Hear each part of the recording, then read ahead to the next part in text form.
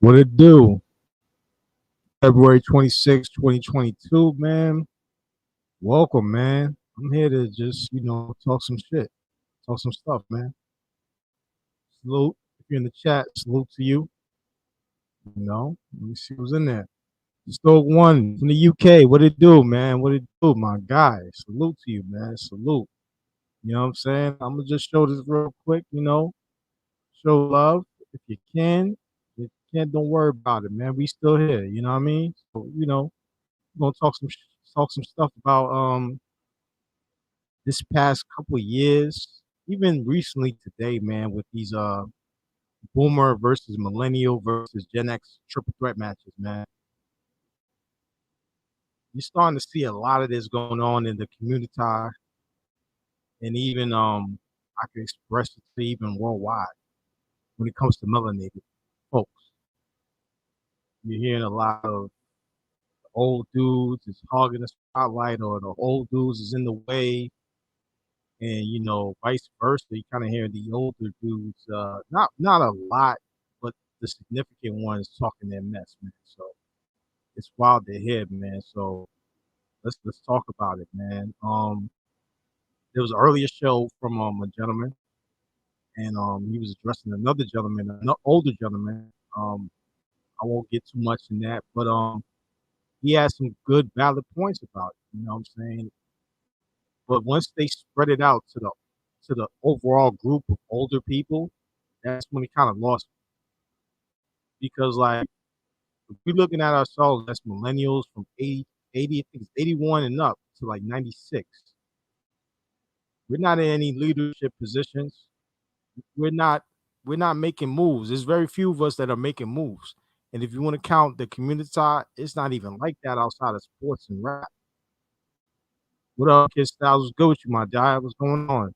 Yeah, enjoy, man. Chilling with the fam. Enjoy, man. I was just out earlier, man. So I was just chilling, man. But I'm glad you stopped by for a quick second, my guy.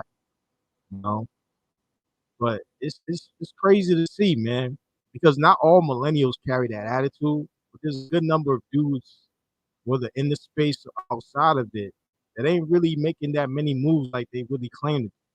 You know what I'm saying? So it's wild to see. Black man has all the options right now. Yeah, salute on that, man. They definitely do, for sure. Worldwide. And I would say they capitalize for sure, man. They should capitalize, man. But you got to build, man. You got to network, man. You got to network with older folks out here. You just can't just talk crazy. You know, it's wild to hear. Like every old dude is holding you back. Ah, that's garbage. That's garbage. That's basura, man. It's not rocking out here. And if we really want to go that route, us millennials ain't making no moves. You can count Mark Zuckerberg, you can count LeBron, you can count Drake and all these other dudes, but let's keep it a buck. Jay-Z's still relevant to the LeBron fans. Jordan is still relevant. His sneakers are still selling. So we don't want to go that route where it's old versus young because it's not going to look good for the young dudes, right? Like even the lit parties, bro. People are trying to recapture the magic of Freaknik in the 90s. People are trying to recapture the magic of the 90s when the Gen Xers had it. That was a time that when they was youngins, they were making moves. Snoop was making moves at an early age in his 20s. Yeah, Chris Cross, you had so many artists that were coming out. You know what I'm saying? KG, Kevin Garnett. Like, I know LeBron. Let's keep it real. LeBron is an older millennial. He's born in 84. He ain't that far off from Gen X. And he's still considered the greatest of all time. So who are we gonna put out there that's a millennial 90s and up? That's close to what LeBron is doing. So we gotta stop with all this. Oh, we gotta either you're gonna make it on your own or you're gonna network and build with others. You gotta pick a route, man. You can't be out here just old dudes this, old dudes that because of one old dude. That one old dude don't represent the whole. You know what I'm saying? And I'm not saying that the ones I'm talking about represent the whole of millennials. That's not true. But we got to keep it a stack here. We got to keep it fair. You know what I'm saying? We definitely can't roll off saying, "Oh, these old dudes, man, look at them. All they doing is they want to get into the young girls' cooch. Everybody getting in young girls' cooch, bro. These 18 and up, they for everybody. It's not just young dudes. Now as for the Pookie, Ray Ray, and that whole argument versus educated lanes, I ain't even trying to get in that, bro. Because like I said, I'll do a later video on that. I don't want the Pookies or the street dudes to be anywhere near that space. You don't want that. That's when things get iffy. You don't want that. Look at Clubhouse right now. Look at WAC 100. Look at Hassan Campbell. You look at all these dudes that's on Clubhouse. You don't want the streets in that space. I would dare to say that we don't have any Pookies in this space.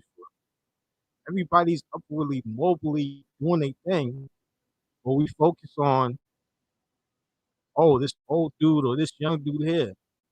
Nah, it's not. That's not what it is, bro. It's all about power. And salute to the guys who preach that message. I ain't gonna hold you on it. They definitely 100.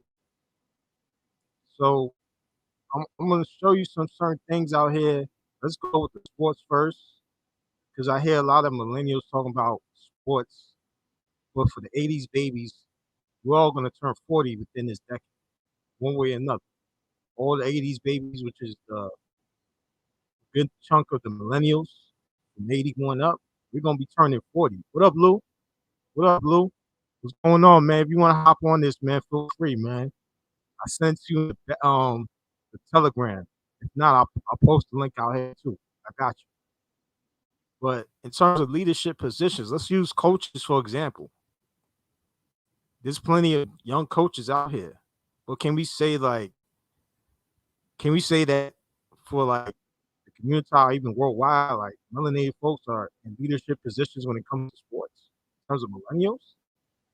And this is not for the '90s because they're in their 30s. I understand, and there's a big sentiment coming from them, but like you got '80s cats talking heavy too, bro.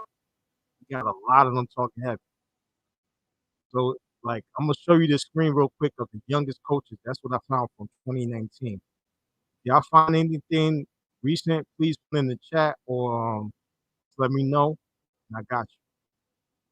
So hold on, let me see if I can pull up the screen real quick. Give me one moment, y'all. Let me see right here. All right, boom. So I'll show you. This is from 18.com. This is this is it's a soccer website. They are talking who are the youngest head coaches across professional sports. So this is about give or take 3 years. So I mean it's pretty recent. And they say a lot of stuff here, but we're gonna go right here. This is the average age of professional coaches in the top sports worldwide. So Bundesliga, 48 years, Liga, 48.3, United States Major League Soccer, 48.45, EPL, I'm not sure what that is, but 49.2, so about 50. NFL is about 50 years old. Serie A, 50 years old. MLB, 52. NBA, 52.1. And NHL, 52. So, like, not to say that there's not young coaches, that's just the average. So, hold on one second. Let me see what's up. Okay. So, you see here, this is the youngest coaches right here. As of 2019, Frank Lampard was around 41 years old. He coaches Chelsea, which is a big, in terms of soccer worldwide, that is a known team. Chelsea's one of the more famous teams. So salute to him. But I got to keep it a stack here. At 41, around 2019, give or take, he'd be 43 right now. So he was either born around 79-ish, around that time, maybe a little bit before then. I might be off a little bit, around the late 70s. So I put him as a Gen X. And one thing about Gen X is that I think they mastered if you go across the board, especially with black folks worldwide, is that the, the Gen Xers, what made them great is that they learned from the boomers and then applied it and then set it up differently. So you see right here, like he's 41. Got another dude right here, La Liga, Diego Martinez. He's 38. So right now, the oldest millennial would probably be right around that age. So shout out to him. That's the millennial that's making moves in terms of the coaching. So we have here Bundesliga. I want to say this might be German. He's 32. This is a very young millennial dude, right? So 32. That would put him right around 87, I would say. 87, born 86 maybe. So he's right in the middle of those millennials. And there's a class of those millennials that are doing well from 84, 85, 86 crew that are running things right. Like I think Drake's born 86, born 84, this dude's 87. So they're making big time moves if you want to go by the groups. And there you go with Robert Zebi. So this is another group right here. I don't know. Okay, Serie A. So this might be soccer. 40 years old. So he's right at the cusp of millennial Gen X. So a lot of these dudes they're making moves, man. Another one, FC Dallas. So this is MLS Football Club Dallas. He's 39. That will put him right around. I would say at least 80, maybe 79, which is the cusp of the Genesis. So like again, he had to learn from the boomers, and he took what they might have not perfected, might have messed up on, and he perfected it into his own style. Now we can see how they're doing, but he did earn that position. NFL coaches right here. So we all know Sean McAvey. I don't know if he's still coaching the Rams. Can someone confirm that for me if you can? I'm not sure if he's still a coach there, but if he can, please let me know. He's 33. That will put him right around 86, 86 babies. And, he has a pretty good record right here. He's finished 11-5 in his first season and 13-3. That was around 2019.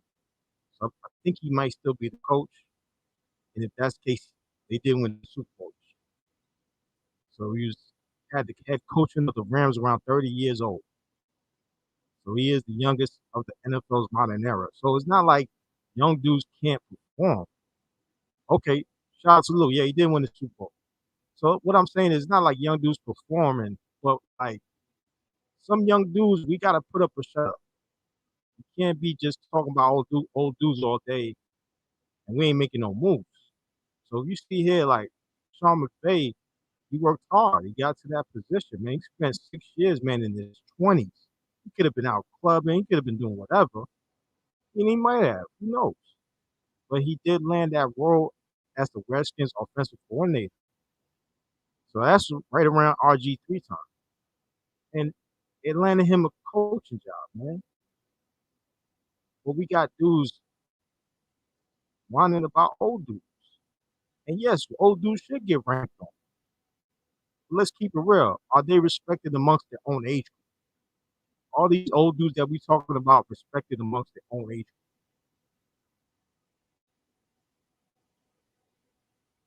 So we got another one in the MLB, Rocco Baldelli from the Minnesota Twins. He's 37. So he's probably around my age, around that time. He's made this is tremendous. So when I see like this is, this is inspiring, what I'm saying? Leadership to me is more inspiring than the players because they got to deal with all those personalities. So we see Ryan Badelli over there. He's doing his thing. Yo, Trey, what it do, my guy? What's going on, man? And this is crazy. He had a real medical condition that cut his playing career short.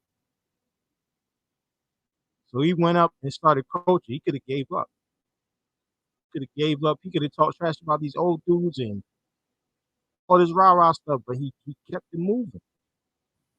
He went up from the major league field coordinator, which is the team defensive coordinator, what it says right here, and he was hired by the Twins. Where he's already exceeded all expectations in his first season. I want to see more. I guarantee he did more. And this is a dude that coached for the Twins, Ryan Saunders. Now I don't know if he's the son of Flip. I don't know. Ryan Saunders, I don't know. Oh, he is the son of Flip. So he's 33. So that puts him right around 86 at the time, maybe 85. But he came from succession. His dad was coaching the Timberwolves. And then he learned the game from his pops. And he applied it to become a coach. So he became the permanent head coach midway through the season. Yeah, they had a trash record. I mean, I don't know if trash record, but it was a losing record. But regardless, he did his thing. In the NHL. NHL is one of those sports like they have grizzled veterans that still play. What's going on, Lou? They have grizzled veterans that are still playing. Now this one right here, all right, Chicago Blackhawks. They're pretty strong team throughout their history. And he was another one that his career was cut short by I wouldn't say that version of CTE. And he began coaching all the way in Sweden. All the way in Sweden. So he had to go to another country. Then he had to humble himself again and go to a league that's probably like, you want to say like NHL's Division One, that's probably Division Two, Division Three in terms of hockey. But he had success with them. They were a minor league team, looks like an affiliate. And he had to follow up a 3-time Stanley Cup champion in Joe Quenneville. And he went 30, 28, and 9. Not bad, but for first season, young coach did his thing. And these are the oldest coaches in the league right here. So Roy Hodgson, Crystal Palace, Jose Luis, Mendelebar, 58. He's the youngest in this group. Fred Heim Funkel, Aurelio Andrea Zololi, Bruce Arena, Pete Carroll, Joe Madden, Greg Popovich, and Bruce Bordeaux. Now, if you see Greg Popovich, he won 5 rings. Pete Carroll at least won 1 and went to the Super Bowl. So, like, the old dudes are successful. We look too much at certain dudes, and we like to focus on our energy on those old dudes. But I want to ask the chat one question. Was your fathers hating on you? Was your uncles hating on you? Or was it just random old dudes you just had to come across at work?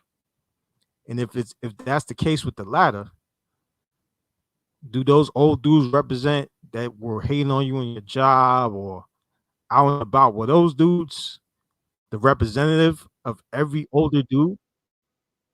I doubt it. So we got a mission here. Whether it's to be American, whether it's for men's rights, everybody has their own mission. But you got a network. And I understand the revolutions of the younger guys. I heard that plenty of times. But millennials ain't had that revolution. Let's keep it a stack. We can't be not. That BLM stuff, that ain't no revolution. I was just doing whatever, wilding out. And if they really wanted a revolution, look back then. the Detroits, the Baltimores. They were out in the hood. They were all over. I ain't seen no millennials posted up protesting in the hood. Hell no. I'm not gonna do that. And this is not indicative of all millennials, but millennials, we gotta be called out. We ain't making moves, male or female. We not making moves. I'm part of that crew. I was born in '83. We not making no moves. We not gaining no power. And yeah, we gotta wait till our 40s, but give it to Gen X. They were making moves very young. Some of the youngest coaches came out from that generation, besides Sean McVay. A lot of the youngest coaches were millennials. A lot of the youngest success stories, I mean, not millennials, Gen Xers. Some of the greatest success stories came from Gen X. And right now, they're the older crew. So we got to learn what we can from them. Shout out to Trey. Trey's a Gen Xer. Trey got plenty of game. You know, there's a few cats. Even Obsidian. Obsidian says some crazy things sometimes, but I rock with him. I ain't gonna agree with all his stuff though. But not to say that he ain't say some true stuff. Nah. And I hear, the KS versus everybody beef, bro. But I ain't involved with it. I don't care. All I know was that what these guys were saying in their live streams, they were correct. Kevin Samuels was against his whole message. He look, what up? He was against his whole message. But he's not the singular old dude out here. He don't represent all the older dudes out here. Matter of fact, people should be looking at Trey. People should be looking at Professor Black Ops, Keep It Techie, G Dizzle. I could go down the list. Those are old dudes I rock with. And some of them dudes are close to my age. Those dudes I respect a whole lot. Even Bernard Riley, me and him probably the same age. We becoming the old dudes right now. But we understand that it's the young man's time right now. It's the Citizen Lose time. It's the Kid Styles time, the Free Zone Lose. You name it. They're making moves. Shout out to Black Conservative Perspective. I might be saying his name incorrect. He's making moves. But he's building with dudes that's older than him. He ain't got time to be beefing with dudes. That joint is corny. That joint is corny. And the dudes that's doing it, they making bread. While you dudes in the chat thirsting. You got one dude about to go from down south telling people to catch a flight. Bro, you looking crazy. You gonna do that online, bro. So they're gonna tape you. You're gonna tape the person coming off the airport and scrap them. Somebody gonna go off the airplane and scrap them. You looking crazy. Get out of here with that. Only in this phase where you hear dudes going at older dudes, and I'll tell you why. There's a lot of unresolved issues, whether it's within the job or within the family. Now, me, I don't know. I might lean towards the family, but I can't say. I'm just throwing it up in the air. What y'all think? Y'all in the chat, let me know. Y'all think it's more business related with older dudes, or is it more personal and family related? One for family, personal related, two for the business. If y'all in the chat, just let me know, man. I want to get y'all positions on that. I'll put this in a link in the chat if y'all want to hop on real quick. You know what I'm saying? Only 25 minutes on Vibe, man. I don't want to talk too crazy. So I want to hear from y'all, man, because y'all the crowd, man. People's what's matter, man. To me, I'm just a provider. Y'all the customer at the end of the day. If y'all want to hop on, get some points in there, whatever. He's on Lou says one. Yeah, I'm with you on that. Citizen Lou says one. I know Citizen Lou, you go hard on the old dudes, man. But at the same time, I've seen you work with them tremendously, and I always said like you're one of the dudes that the young dudes that I don't think is bigged up in the lot in this space, bro. Like the business relationships you made within this space and outside of it. And even today, when I heard dudes ranking on SYSBM dudes and passport bros saying they date single mothers outside the country, yo, I don't care what another dude's doing with his penis, bro. I really don't care. That to me is borderline moral. Where I'm from, that's borderline moral. Pause. We don't worry about that. We don't worry about that. We really don't. All I'm saying is, at the end of the day, man, I'm here for individuals, dudes to be living good and enjoying their life, man. We got one life to live out here. You got to make the best of it. You dig? So that's all I'm about. Whatever floats your boat, I'm with you. As long as you ain't harming nobody, I'm with you. So you could go and get your passport and enjoy life. Man, I wish more dudes get their passport so I can see, where to go and where not to go. What's up, Lou? What's going on, my guy? Hey, what's up, bro? Can you hear me? Oh, you loud and clear, man. Loud and clear, loud and direct, man. I agree with you on this. There are some cats who got some unresolved issues with the father and stuff like that. And the way I was coming about it, I wasn't really coming about it from like a like a father, like that perspective. I was looking at it more of okay, baby boomers did sell us a bill of goods. We got finessed in the student loans. Baby boomers didn't really plan for their retirement. So now they're working constantly and they're, to lack of a better word, they're pretty much taking up a lot of jobs, right? Because they didn't plan properly. So they're essentially working.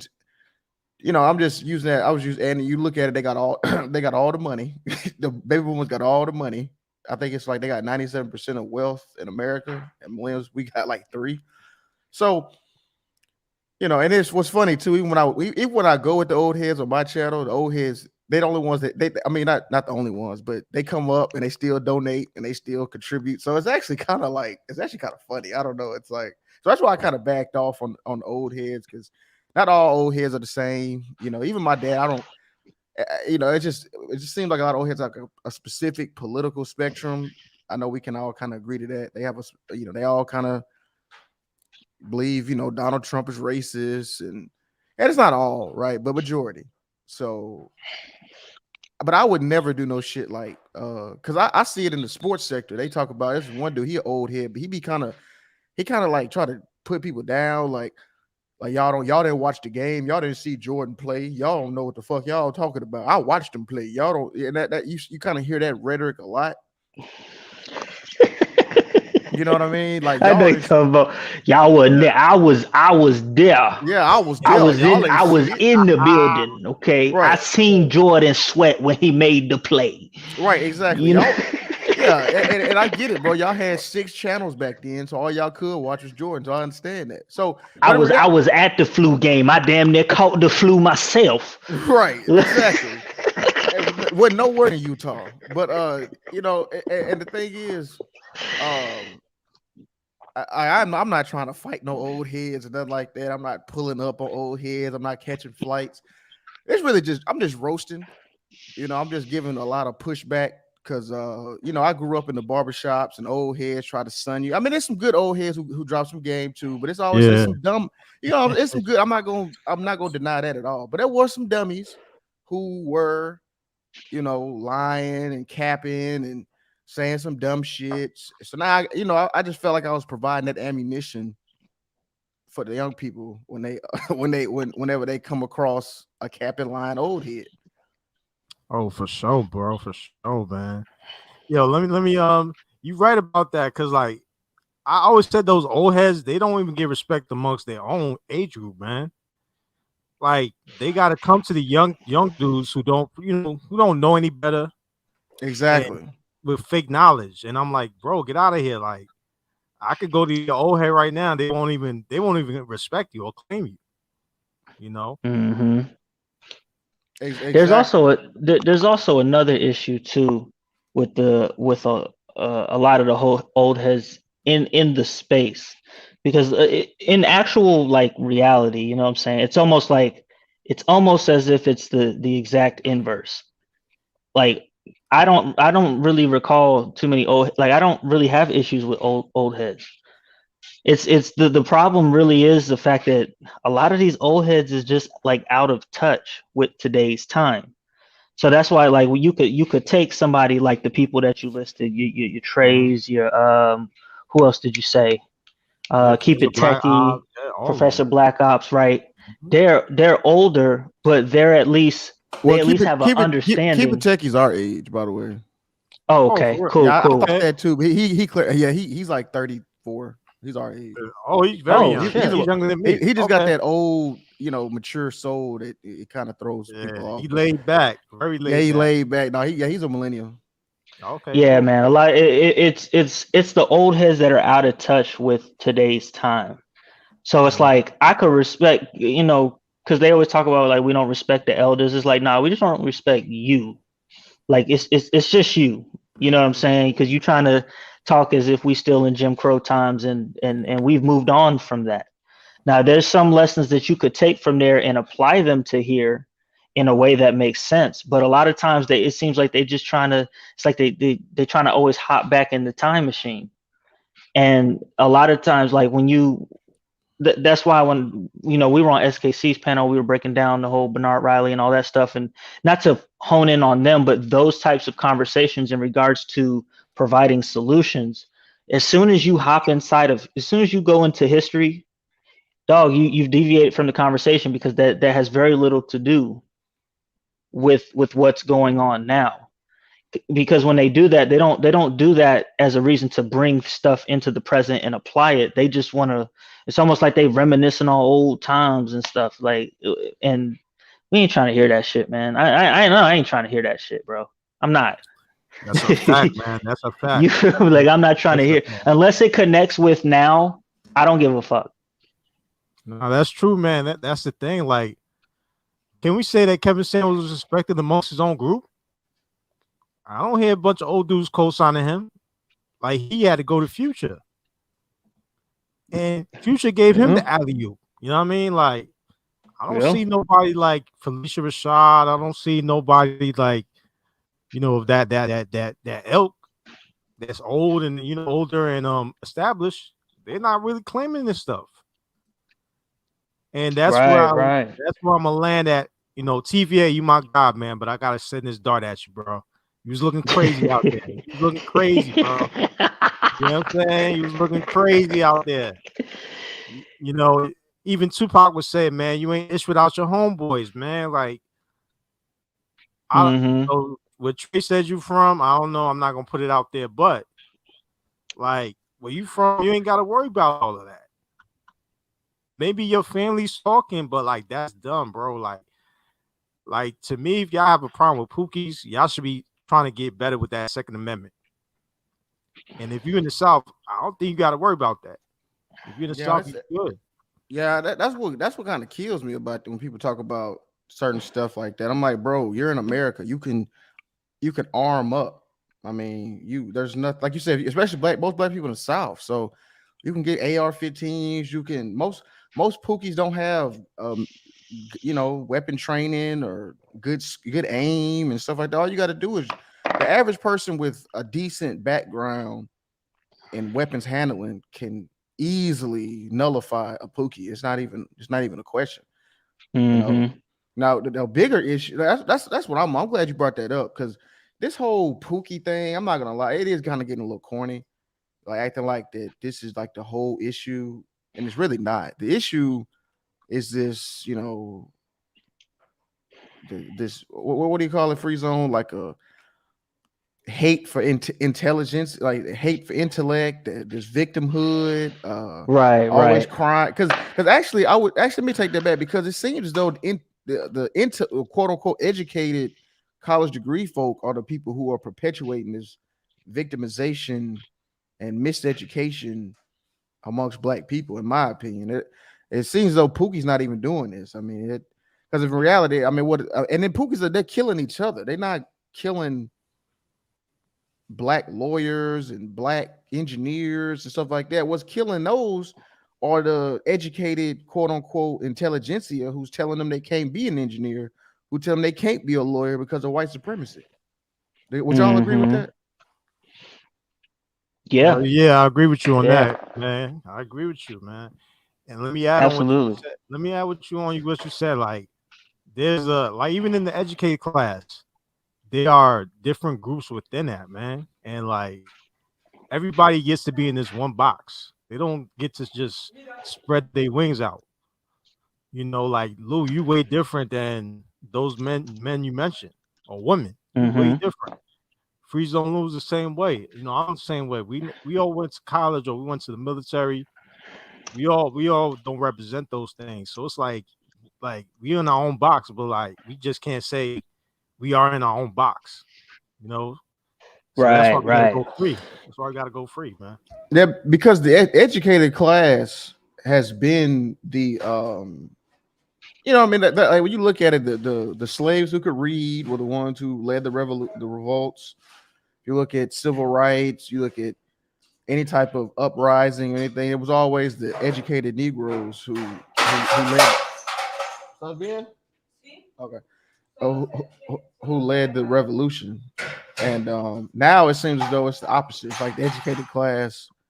They're I don't know. It's tough, man, because I don't want to say everybody educated is doing it, because there are some educated people who aren't doing it. But it just seems like, from my perspective, it's like the educated people, they're telling other, like that stream I did the other day about the war, you know, about the Ukraine and Russia. You got these pseudo intellectual niggas telling people, hey, if you don't know shit, shut the fuck up. You don't know shit, don't speak on it. Y'all dumbass nigga don't know shit, don't say shit, right? Like shit like that, right? You get what I'm saying? It's like, who does that? It's like a you know, it's like it's crazy. Like they don't want you to speak. It's some communistic. They don't want you to talk about some shit, and then they'll like acting like economic sanctions or try to break down. And if y'all don't understand this, is why y'all you don't understand the process and all this bullshit. So that's how I'm looking at it, man. I don't know. I'm gonna pass the mic. I'm gonna pass the mic because that's a fact. That's a fact. You was going in, bro. And like, here's the thing, like with the educated cats, man, like you said, they led a lot of things, man. Like on both sides, right? Because like every aspect you're looking at is, even in sports, you're not gonna get a high school educated professional coach. They went to school for that, and they had to do the training. Just get to that level. So like the educated class is leading it. Even the Pookies that people look at are educated. Lil Wayne got a bachelor's degree. Plies, for the longest, people thought he was the biggest Pookie in the South. Bro was valedictorian and out of college with a nursing degree. Like, you know, and I don't think like outside of this space, like this war is serious, because who's doing their taxes? Who's doing their finances? Who's their lawyer? Yeah, that is a good point. This shit right here is not the real world. This is like nobody talks like this. In regards to the Pookie and the educated lame thing, it really is, in the simplest form, it's niggas who can't get pussy versus everybody else. Great point. It's non-select versus select type incel versus non-incel. That's really what it is. Because educated lames that can get pussy aren't having these types of discussions and arguments. They don't care. I honestly think it's there's really four groups of people in this particular conversation. There's four groups of people. There's the educated lames that don't like Pookie. There's the Pookies that don't like educated lames. There's the people who just don't care. And I would say the last category is like the one that we fit in, is the ones that's laughing at groups 1 and 2, just laughing at them. Right, but Obsidian Obsidian isn't educated. He's just lame. Mm-hmm. You see what I'm saying? It's like he's trying to hold the banner of educated people, right? He's trying to, you know what I mean, wave that flag, but he's not educated. Yep. And then you got reads articles. Then you got D-Lo Brown talking about, he gonna body the Pookie. I'm like, bro, you in Texas. Nigga, Man, what? everybody in Texas is strapped up, Yeah. bro. What did you talk about? What he said he gonna body the Pookie? Yeah, like his whole the lawyer dude. I call him D'Lo Brown, man. This is this old school wrestler. Oh yeah, that nigga. Neck shaking, hands waving. All that. The rapping lawyer, that nigga. Yeah, man. And I'm like, bro, you in Texas. You could get guns for all these people that you want to arm up and go do what you got to do. You could do your Texas 300. Yeah, Yeah. Mississippi, you don't even. I'm telling you, man. All you need is a driver's license, and you kind of don't even need that to get a gun. I mean, you can go to the back. You go to the gun store, just walk in the back and pay with cash. You don't even have to. A gun is not hard to get. Mississippi has the most lax gun laws in the union. Bro, even places with strict gun laws, it's very easy to get a gun. Oh yeah. It's guns are everywhere. Guns are like prostitutes. If you look for them, you'll find them. Exactly. They're really not hard to find. Right.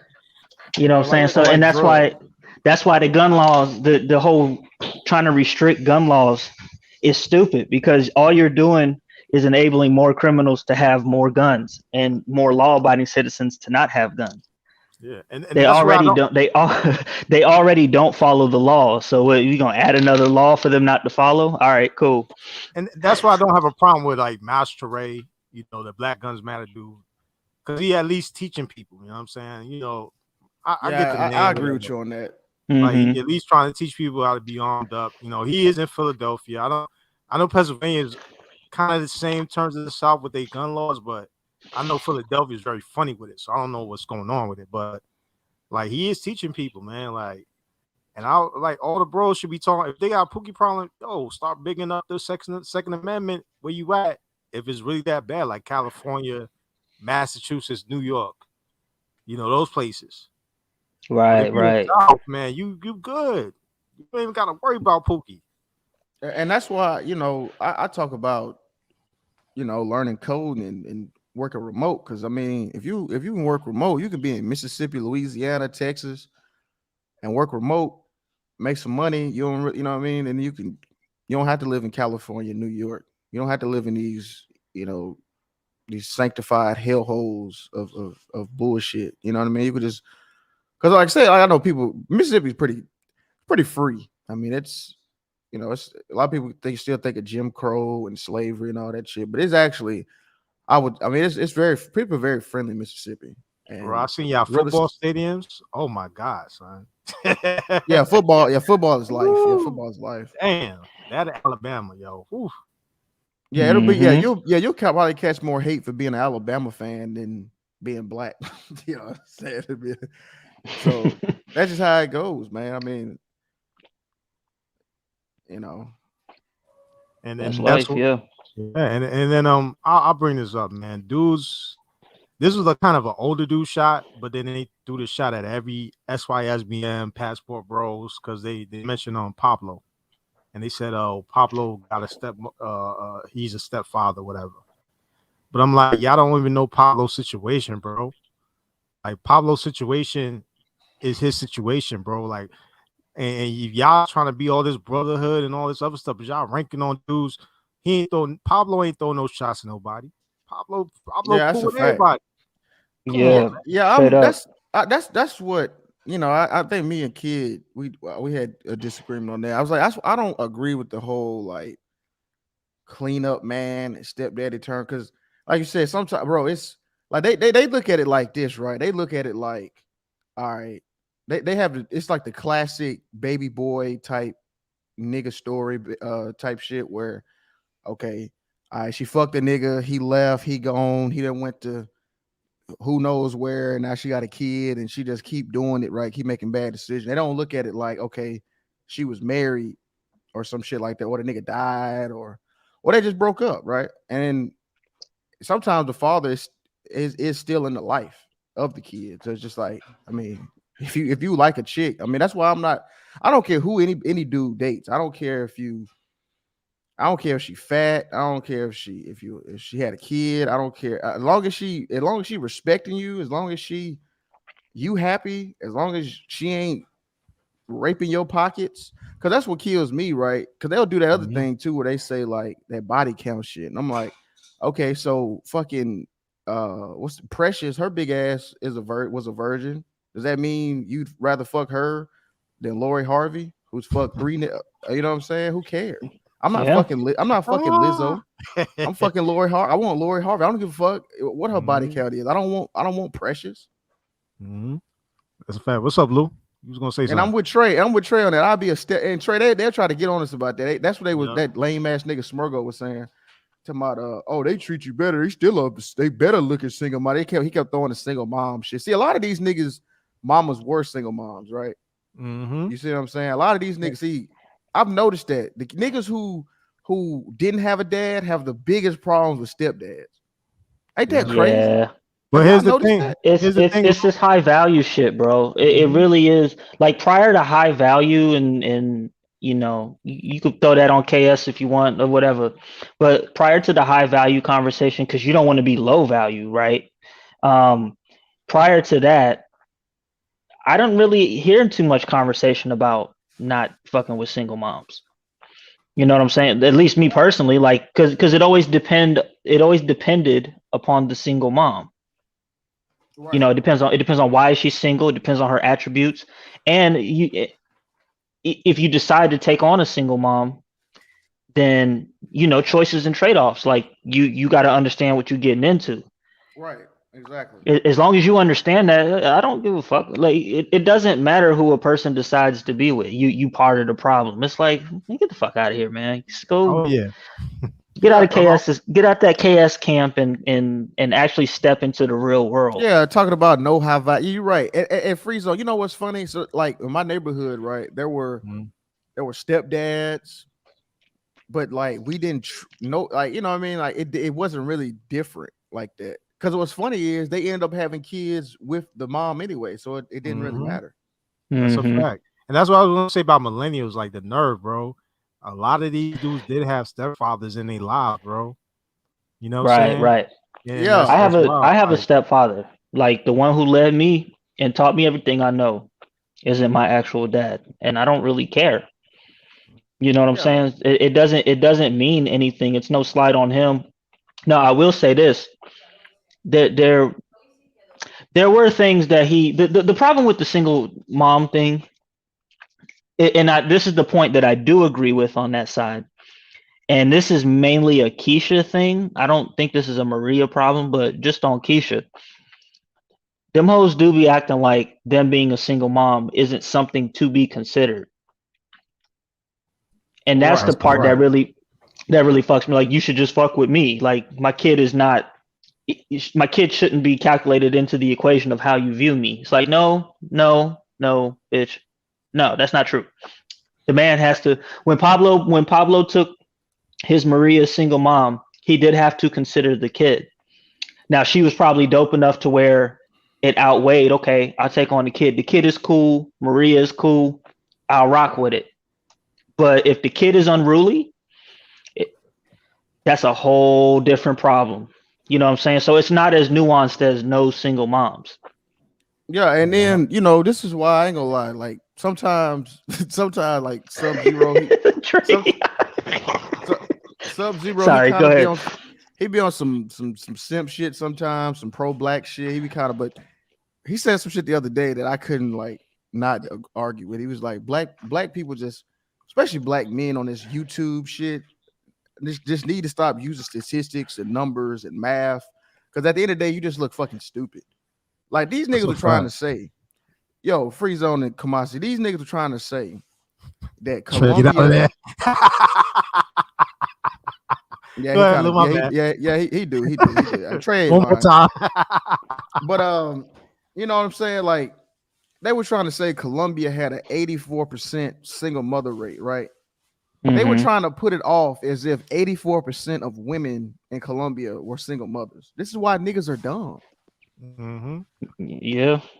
It said no, nigga. It meant that the women who have children, 84% were single mother. And then it was like, and then they dove into the statistics. It wasn't like the father wasn't there. You get what I'm saying? It was just that they weren't married. It said out of wedlock. It didn't mean that the father was nowhere near it. You know what I'm saying? But here's the thing, Lou. Yeah.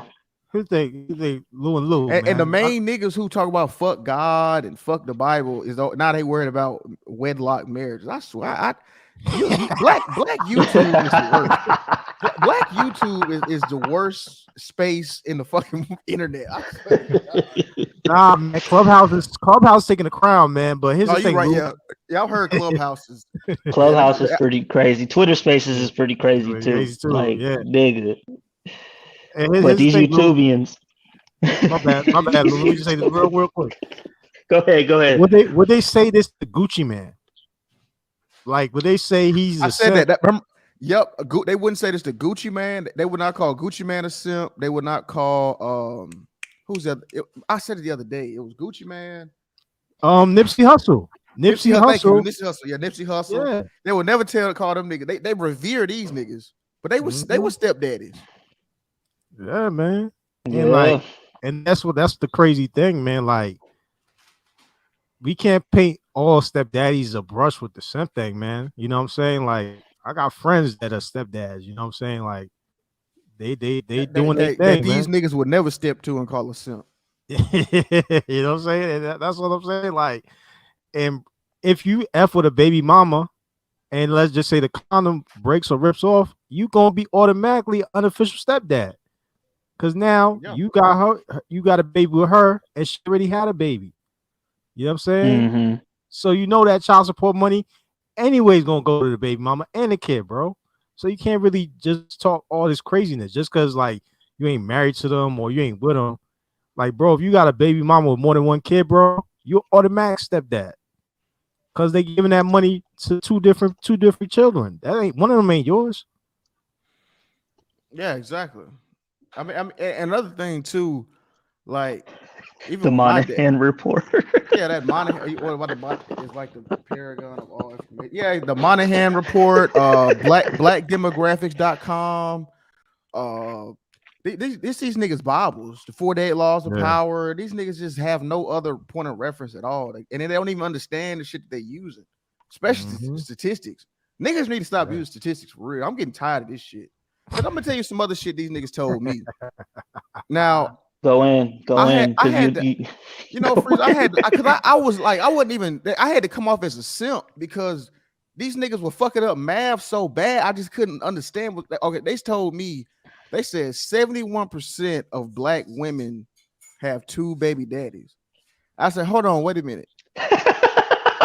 So are you saying 71% of black women have babies, or that 71% of black women with children have two stepdaddies? And they're like, no, it's that's the numbers. Can't get mad. That's the numbers. Well, you can't get mad. I'm like, what, nigga? That don't even make sense. If that was the case, our population wouldn't be as fucked up, as low as it is. Our population growth wouldn't be as stagnant as it is if that was true. So what the fuck are you talking about? Niggas are dumb, bro. Niggas are dumb. You cannot give a dumb nigga numbers, man. You cannot. Right. And then when you do give them the right numbers, man, we don't give a fuck about that. Right, exactly. Like, you feel me? Like, I'll use statistics sometimes, but very, very rarely. It's certain situations. And even then, that's not the end all be all of just because I name a statistic. That statistic isn't the guide and the end all be all for the driving force of how we should move. Like, there's a lot of things that need to be considered. And that's what I've noticed with these dumb niggas, bro. Young and old, whatever. The concept of nuanced discussion is completely gone from these conversations. Things aren't as simple as no single moms. It's not that simple. I mean, you can make your life that simple. It erases a lot of the whatever, but shit ain't that simple, man. It just really isn't. I mean, bro, you can be with a chick with no kids and she put you through hell versus a chick with a kid whose life is who actually makes your life a lot better. And it's like, I mean, is the kid bad? Is the kid a fuck up? Is the kid calling you a bitch ass nigga? No, then what? Then why are you worried about what internet niggas got to say? You know what I'm saying? Like, do you? She could love your dirty draws. You know what I mean? And like, and she treat you better than, because I was on that wave too at one point, right? I was like, I ain't fucking with no single mom. 'Cause my mom told me that, right? She said, "Don't ever mess with a kid." And there was a situation where it was two chicks I was talking to. One had a kid and one didn't, right? Now, here's the nuance to it, Free Zone. The chick who didn't have a kid, she did have brothers and sisters who were such fucking losers that it damn near work children. Right. You get what I'm saying? Like, they essentially were kids and they were complete fucking fuck ups. And they made life horrible. Versus the other chick who did, I was listening to all, I ain't even mess with a chick with kid. And she was cool as fuck. And she was a nurse, Puerto Rican too. Fine as fuck. Yeah. And here's another thing too. You could obey all the statistics. Let's say you get all the statistics right and you manage to find a woman that's right in that space, right? That meets all your statistics or whatever. If you ain't that nigga, you gonna always run the risk of losing your bitch. Boom facts. The statistics don't matter. If you don't understand women's nature, and you don't understand how to keep a woman, and you don't, that's why I can respect like a Sir Ism and the Macosphere stuff, even though it's comical and it's funny, but it's real. Like, if you don't know how to handle a bitch, then your statistics do not matter. They don't matter at all. They really don't. And analytics and all this shit, the Man in Hand report, and what's these other black demographics, all these none of that shit fucking matters when you talk about, like you said, personal. I guess you can really just break it down to soft skills, right? Right. Yep. And even if she is the most feminine or whatever, again, if you ain't that nigga, it's gonna be even worse with a feminine chick than it is if you get a masculine Keisha. Let's be real. If you feminine as hell, that feminine woman is going to, bruh, because she already knows how to appeal. Like, she already has the niggas be simping when a feminine woman hops on the panel, and like the right feminine woman, like let's say an Amira. Even the hardest of niggas will start simping. And so it's like, if you don't have that chick under control, she gone. She gone. She's not gonna waste her time, bro. She's not gonna waste her time. And that's the thing. Like, get out of these statistics and stuff, and actually go out there. Stop asking bitches why you let that pookie nut in you. Like, don't ask a bitch that question. Yeah, that is lame as fuck. that shit is so corny. Don't do that. Enigma one time, bro. If you really got that big an issue, then don't even, like, you know what I'm saying, don't even mess with a chick like that. If you sitting around here talking to her and you just thinking about all the niggas she done smashed prior to you, nigga, you I don't know what to tell you, bro. Just don't talk to her, bro. Because when I first heard that, I heard that like the only reason why the educated lames are so mad is because they probably lost their favorite bitch to Pookie. I was like, okay, that's a little personal. They taking shots. But the more conversations I have with them motherfuckers, I'm like, his niggas do got a point. Like, it's like, can somebody please take this nigga Obsidian fucking microwave? Like, this nigga every day he coming out with some more. This nigga just ruining the brand every day. Like, this nigga is just. But I'll take this suit off. I don't take this suit off, nigga. For to put the hoodie on. For real. Take the suit off, nigga. Where my Timbs at, man? Where my Timbs at, man? This nigga, man. Let me get a nickel bag or something, man. And that's the Obsidian, right? He from Philly, man. Like Angry Man said, Philly, bro, you right there in the middle. You can be in the burbs, bro, of Philly. You right there with Pook in them, man. So it's like, it's a whole different conversation. Plus with Future, I'm gonna say Future ain't no Pook, man. He just got a lot of kids, bro. Like, that's what it is, man. Like, no, he's from like money. Like, he's from like he was with the Dungeon family. His cousin, the witch doctor. Yeah, like I remember somebody was saying that, man. He oh, what's up, SKC? Yeah, they said he's something like he has some. Yeah, he's not like from the hood, quote unquote. He's like from a middle class type of upbringing. Right. And see, here's my thing, because this definition has shifted. What is a Pookie now? Because I thought a Pookie was like an unproductive. That's what I thought. Living with your mama, got two kids by you know what I'm saying? You got 2 kids by 4 baby mamas. Like, you can't hold a job. I thought this was Pookie. No, now it's becoming like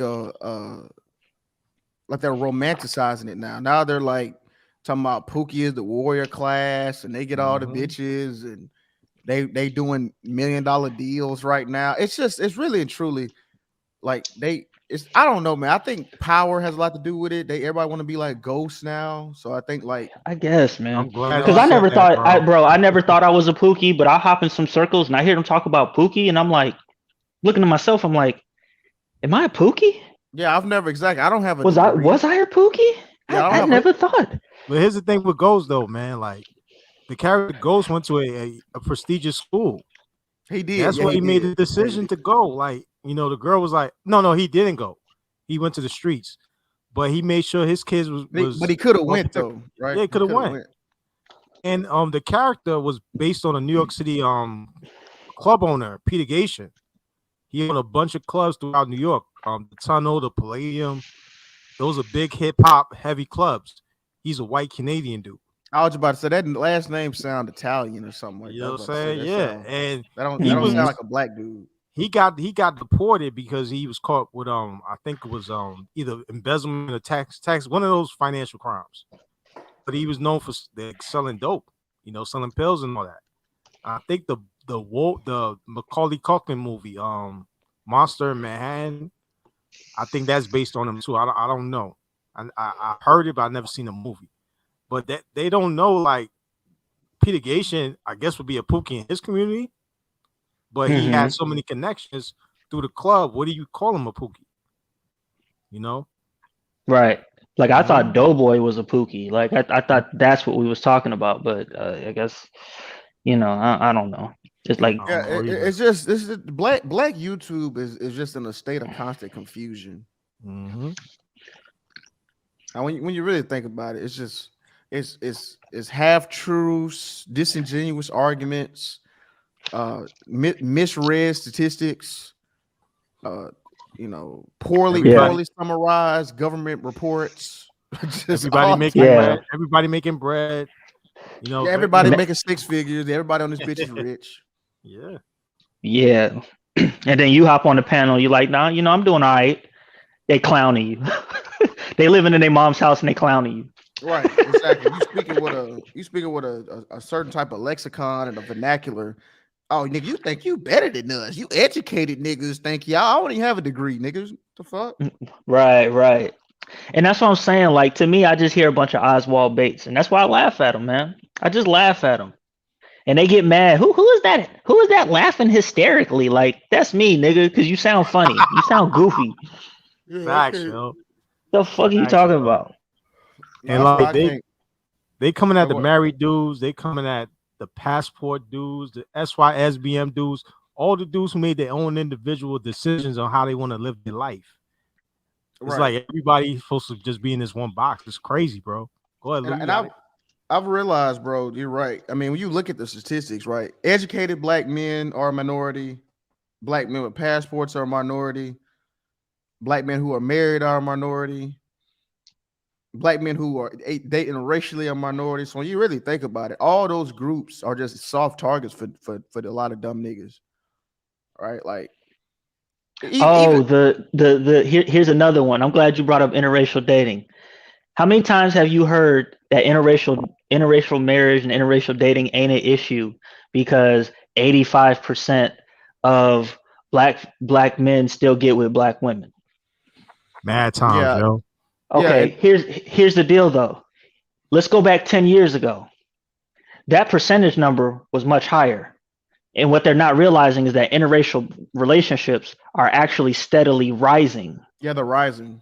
Yep. So your whole this is why you cannot give dumb niggas numbers because your point means nothing. Like, what point did you just make saying 85%? I'm like 10 years ago, I'm pretty sure it was over 90%. You know what I'm saying? Like, it just doesn't make sense when you say that to them. You're like, they don't. It doesn't compute. Well, black men still want black women. It's like, do they? Based on that interracial trend, let's fast forward that another 20 years. Let's see if you're still making that same argument. Yeah, Well, and, bro. and free zone. Another thing too. That's why I tell them Gen Z isn't thinking about any of this shit because we're in the kids of today who are going to be adults later. They're in a totally different environment. Like they don't like their diversity is.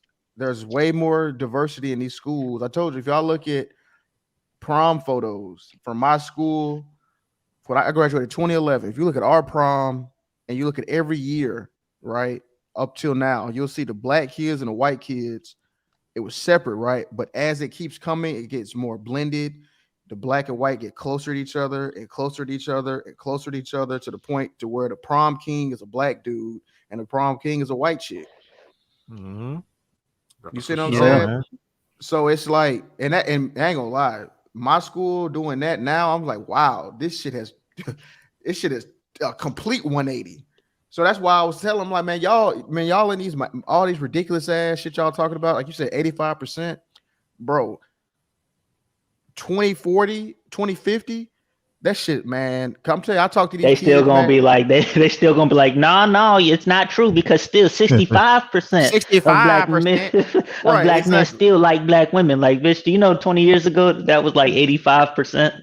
Like, and And I let me- believe it was another stat. I was just gonna say this real quick. Another Got it. stat was that 30% of educated black men date interracially. Go ahead.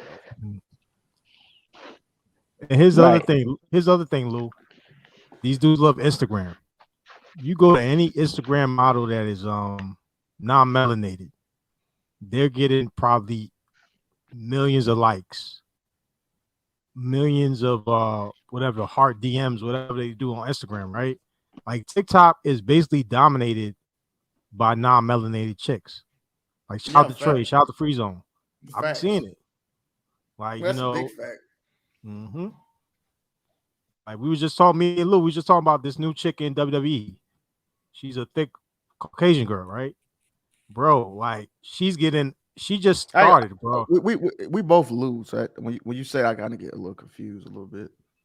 Oh yeah, my bad. Free zone. Sorry. It's just I got you. Yeah, Okay. you got. You're right though. You're right. My bad. So like, yo, it's like that chick just started, bro, and she's getting millions of likes, bro. Like they don't know bad, bro. She bad. And they don't know, like those chicks are starting to make their way into Hollywood because now you're throwing away the body shaming, and the body shaming is not these obese Lizzo chicks. You go to Target, you'll see the body display is more of that kind of thicker frame. Not yeah. really. What was that chick Wayne was fucking with? The supermodel, right? That supermodel, little plus size joint. He had married, tried to marry or whatever. Yeah. Here's another issue you run into as well when you start talking about the black community and stuff like that. This is why when you talk to the younger folks that there is no black community anymore, because the black community basically takes in all of in addition to their black people, they take in all of the, let's say, the unwanted people of other cultures. Yeah. To the point where everybody, like, I heard Tommy make this point and I thought it was hilarious. He's talking about he's like, every time you say dark-skinned women are pretty, y'all name the same bitch. Every time that you say light-skinned women are pretty, you list a whole range of bitches. And all of these bitches all of these light-skinned bitches aren't technically black. They're mixed. That's a fact. You know what I'm saying? And mixed is really its own genre. Damn. See that's what I mean. That's funny because Tommy can go there. You know what I'm saying? But that is true. Like, bro, they named the same dark skinned bitch, Kelly Rowland. Yeah, because they'll try to use that. Naomi Banks. Yeah. Bria Miles. They'll name those ones, but I'll say, what about Viola Davis? Right. They what get quiet. What about Precious? They get quiet. What about Lupita? Oh yeah, Lupita. All right. You say that. Yeah, Lupita. Yeah. Right. She got a fat ass. Lupita got a fat ass. Oh. Get out of there, Mayo. Get out of there, Mayo. Yo, Mayo, son. You ain't Mayo be dropping the facts. That's true.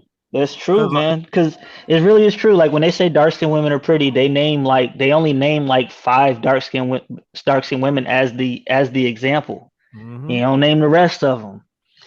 You know, you can take that for what it is, but it's just goofy. Like what, and this is why this is where the older people who are stuck in a different time trying to save the community are fucked up because they don't realize that the community that the community that they grew up in, whether it's probably a good community, but that community is gone. It's not that anymore. Nah. And so you're trying to save something that's not here. But here's the thing, Free Zone. Like, if you see Vanessa Williams, those old dudes will still try to save her, bro.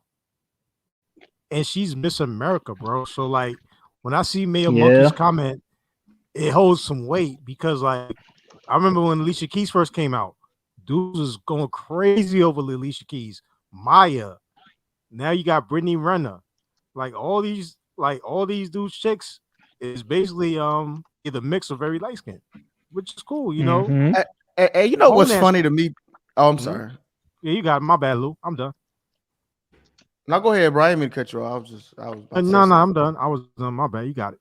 No, I was. When we talk about it's what's funny to me too, bro. Like, Sub-Zero do this shit a lot, man. Like anytime he's talking about white women, his mind reverts to plantation buck status. Like, you know what I mean? Like it's like, oh wait, well, I bet if you bring your lily white Becky over to a club with some real niggas, with some hung low mandingo niggas, bet they'll turn her ass on out. I'm like, nigga, what? Like, but you'll never say that about a black woman. You know what I'm saying? Like it's crazy. He turned it turned into plantation buck.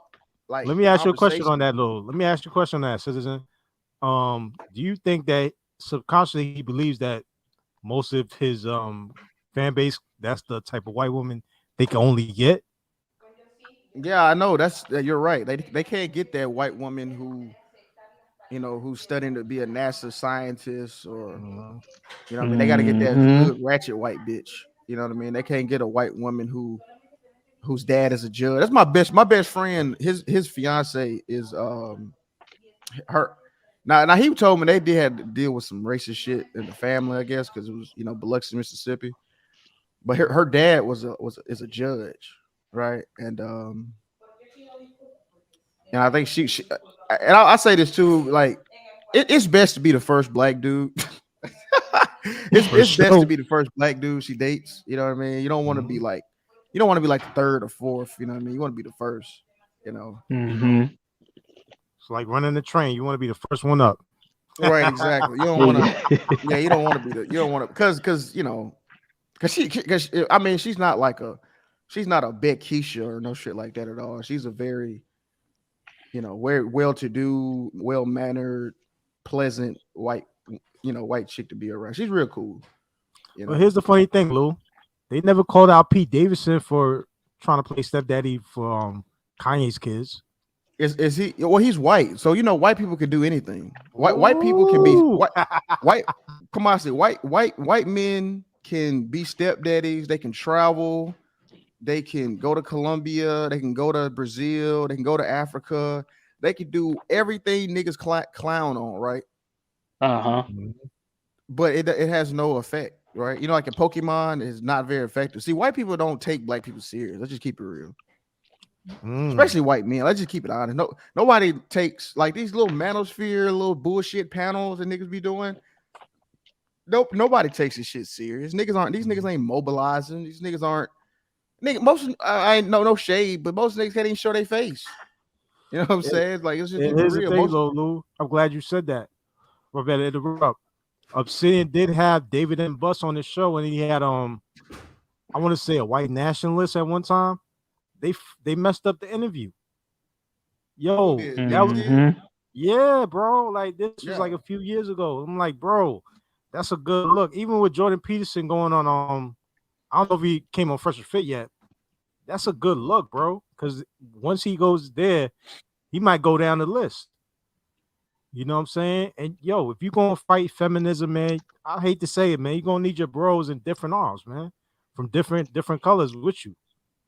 You know, I'm gonna do a stream on that. Yeah, I remember Tommy had Jared Taylor on there too. I mean, it's just they're threatened by white people, man. There's like this weird underlining, like, yeah, there's a part of them that don't consider them a factor. It's like, all right, we're gonna run through your Becky's and we'll hand them back to you. But like they even was talking about it on Ramil's panel. It wasn't necessarily, and when I say Ramil's panel, because it's not really Ramil. Like to me, Ramil seems pretty based. It's his panel. Yep. Well, you know what I'm saying? It's kind of he's kind of getting kind of Cynthia G-esque, kind of sort of. He's starting to kind of, but I mean, is Cynthia G wrong in a lot of things she says? Not really. No. No, I don't. I mean, the part as far as I think the only thing, it's the abort black babies thing. Like if she hadn't said that, I think a lot of niggas would be on board. Yeah, because I mean, like when you start talking about that, that's that's the bad shit. But I mean, because I remember she had somebody on that nigga. He be on the meal shit. Mr. Let Go, man. They destroyed that nigga, and you know. You know, to be honest, man, like I didn't know this, but I found that out. You know that stat they love to bring up, saying, you know, the Monahan report, right? That they kicked black women, they kicked the men out the household. Apparently, that shit was only in effect for 3 years, and a black woman sued the Supreme Court, or she sued the United States, went to the Supreme Court and got it reversed, so black men could be in the house. So that shit was only in effect for 3 years. So right. So they try to make it seem like this shit was going on for decades. But see, that's the thing about niggas, bro. Niggas will learn something through the grapevine in the barbershop and stick with it for 30 years and won't do any research. And then they've just been purporting a lie their whole life.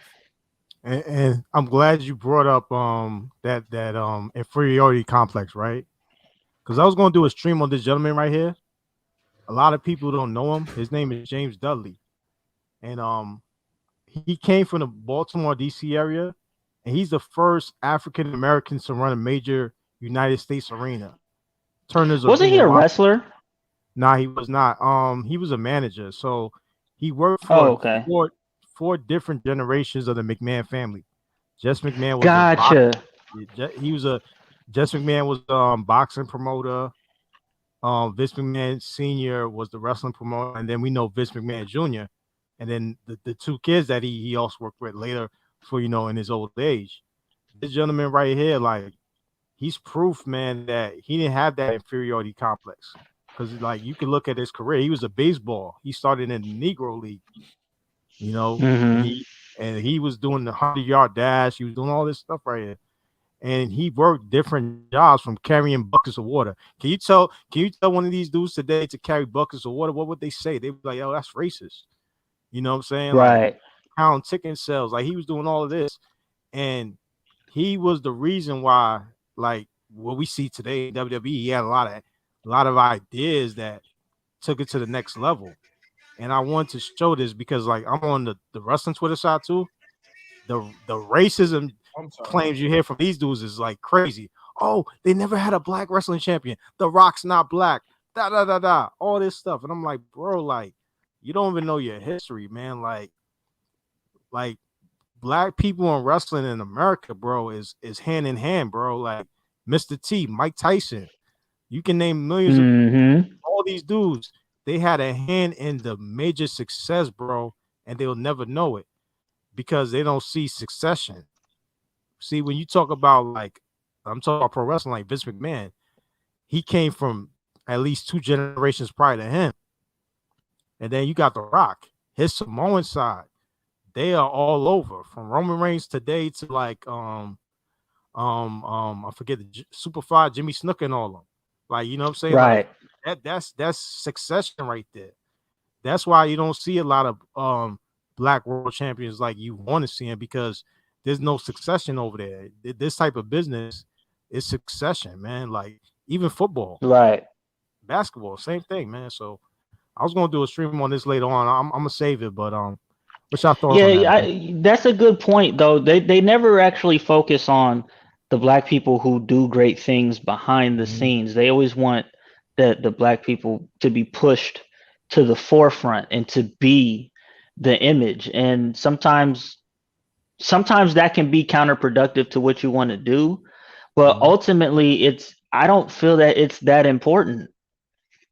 I really don't, because a lot of times niggas will dog you for like the contributions you placed.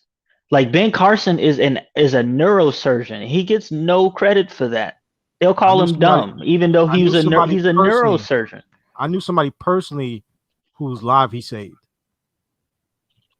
White dude. Yeah, but that don't matter because he a coon, he an idiot. Right. He like, if that man is an idiot, what does that make us? What does that make you saying that? And I don't get it, man. I really don't. And and that's different from these niggas in these YouTube spaces that say, "Hey, I got a degree. You need to listen to me." I completely have no respect. You should be able to say what you're saying on the merit of its argument. Like if I had a PhD, y'all niggas wouldn't even know it. Straight up, y'all wouldn't even know it. The argument, if the argument is sound, then the argument is sound. Who gives a fuck if I have a PhD? Yeah, man. What's up, Lou? What's your Citizen? My bad. What's your thoughts on it, man? Oh, he probably paused out. Yeah, take care of something. But you feel me, like Kamasi? Like if you had a PhD, why would you have to lead off with your PhD just to make a point?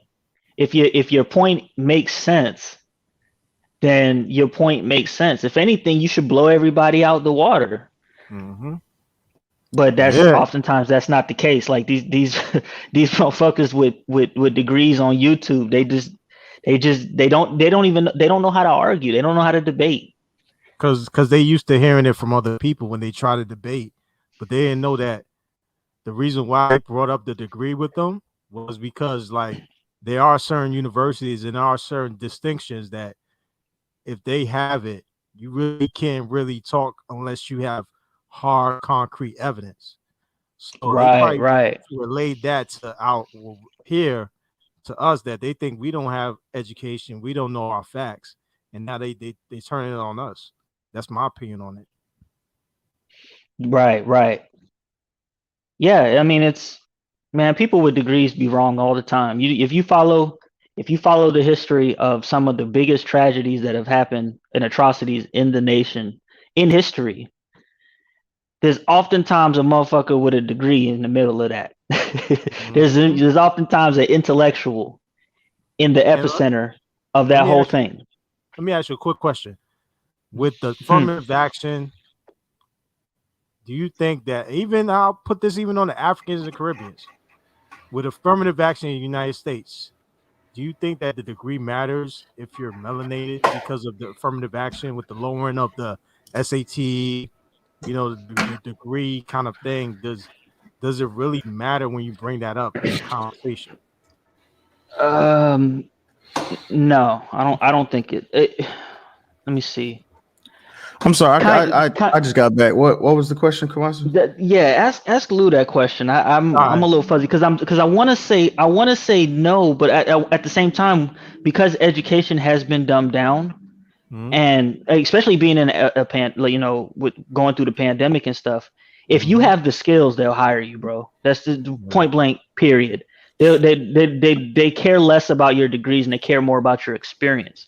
I've gotten jobs that other people had certifications for, but I had the experience that outweighed that, because they still got to, even if you have certifications, they still got to teach you. That's a fact. You still got to learn. You know what I'm saying? That doesn't necessarily mean you know the skills. So sometimes education can hurt you. Like I'm doing better than a lot of people with better degrees and shit than me, because they couldn't use it. My bad, Lou. The question was with affirmative action, right? They lowered the test scores for the SATs over time, and certain degree requirements. Like a lot of these people, if you find out their degrees, is not these type of philosophical degrees that they used to debate on. Like I don't know about master's teacher's degree, but he likes to throw it in there. For example, do you think that these dudes can really talk about their education with the added affirmative action on it? No, you said Matt. Are you talking about one master teacher, the travel guy, or are you talking about BGS? BGS. He don't have BGS. BGS don't have a degree. Oh, my bad. I thought he did. He just My an old bad. nigga that read books, bro. He just an Yeah, he old just nigga that yeah, be yeah. reading shit. They've Oh, my bad. already debunked it. Yeah, he don't have a him or Kevin said they didn't have a degree. Okay, let That, me that let me was throw a better example then. Mark Lamont Hill from Temple. no, but I mean we can no. I what Freeze on Lucy. I agree. Mhm. I just piggyback over what he said. Yeah, most application is where it's at. You know, they want to see if you can. We can both study the same thing, and one of us can actually apply it, versus the other person is just because that's what you know. It's funny they talk about like these online schools, right? But I know people who actually have jobs that came out of online schools versus people who went to like quote unquote a real school.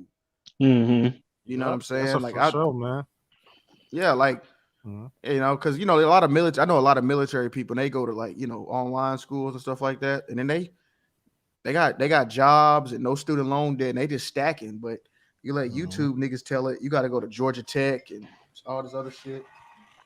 I mean, that's And I, cool. I'm not down to Georgia Tech, but it's not a it doesn't mean you're gonna automatically be, you know what I'm saying? 'Cause like Friezo said, they still had to be taught the job. You still have to be you still have to apply what you learn. Hold on, yeah, That's what's up? it. and That's I it. thought, And you still have to have you still gotta be that one when you walk through the door. That's why the Rooney Rule thing is kind of silly because it just gets you in the room. You still have to prove your case in the room.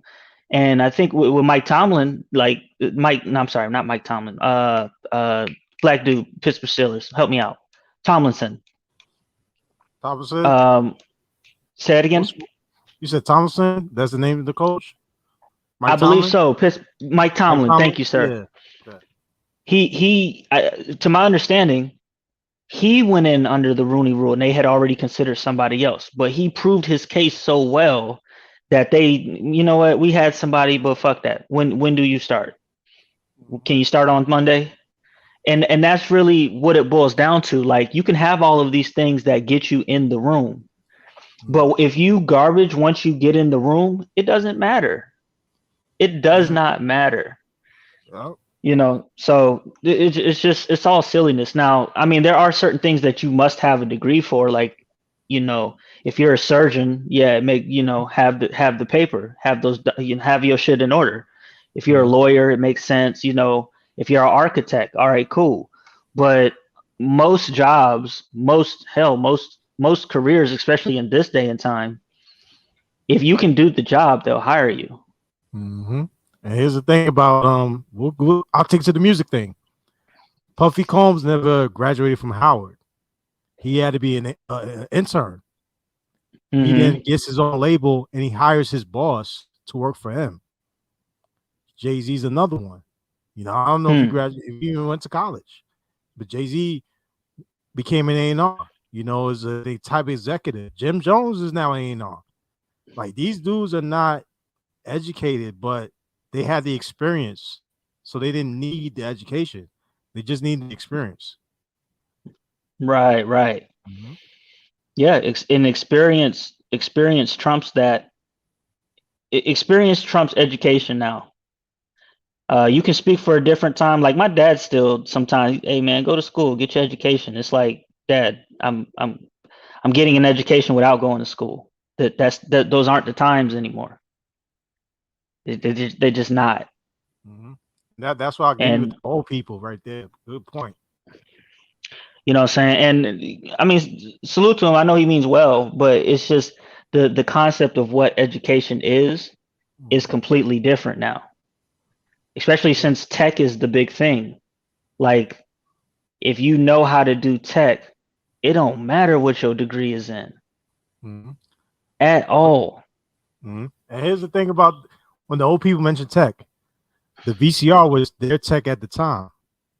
The engineering that they did on machinery, like the cars in Detroit, you from that area, the Ford Right. plant, that was the technology at the time. So the older people, Hmm. because they went at them the same way they coming at us. I always think of it like that. Yeah, and a lot of them old niggas end up getting degrees like after they've already been established. in a position. You know what I'm saying? It just further solidifies the position that they're already in. But they didn't use that to get through the door.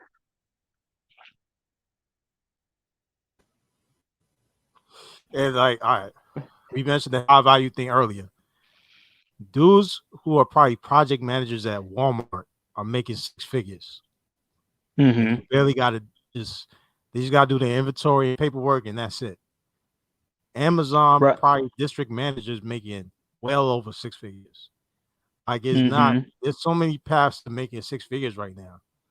Like, even if somebody right now working at Pizza Hut, if they do their thing and they network, they could be general manager before they know it. And I think that's the advice that has to be spread to the youth, is that don't get down about your job, man. You never know, that job could be opening to somewhere else. Oh yeah. Yeah, man. It's no, that's a fact. You like I said, man, you can sorry y'all, it's my birthday today. And my chick, she happy birthday. Hey, man. Happy birthday, bro. Salute. Appreciate it, bro. Man.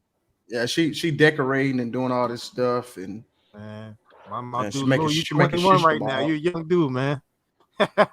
What you say? I say you 21 now, man. No, I'm playing with you. Nah, I'm turned 29.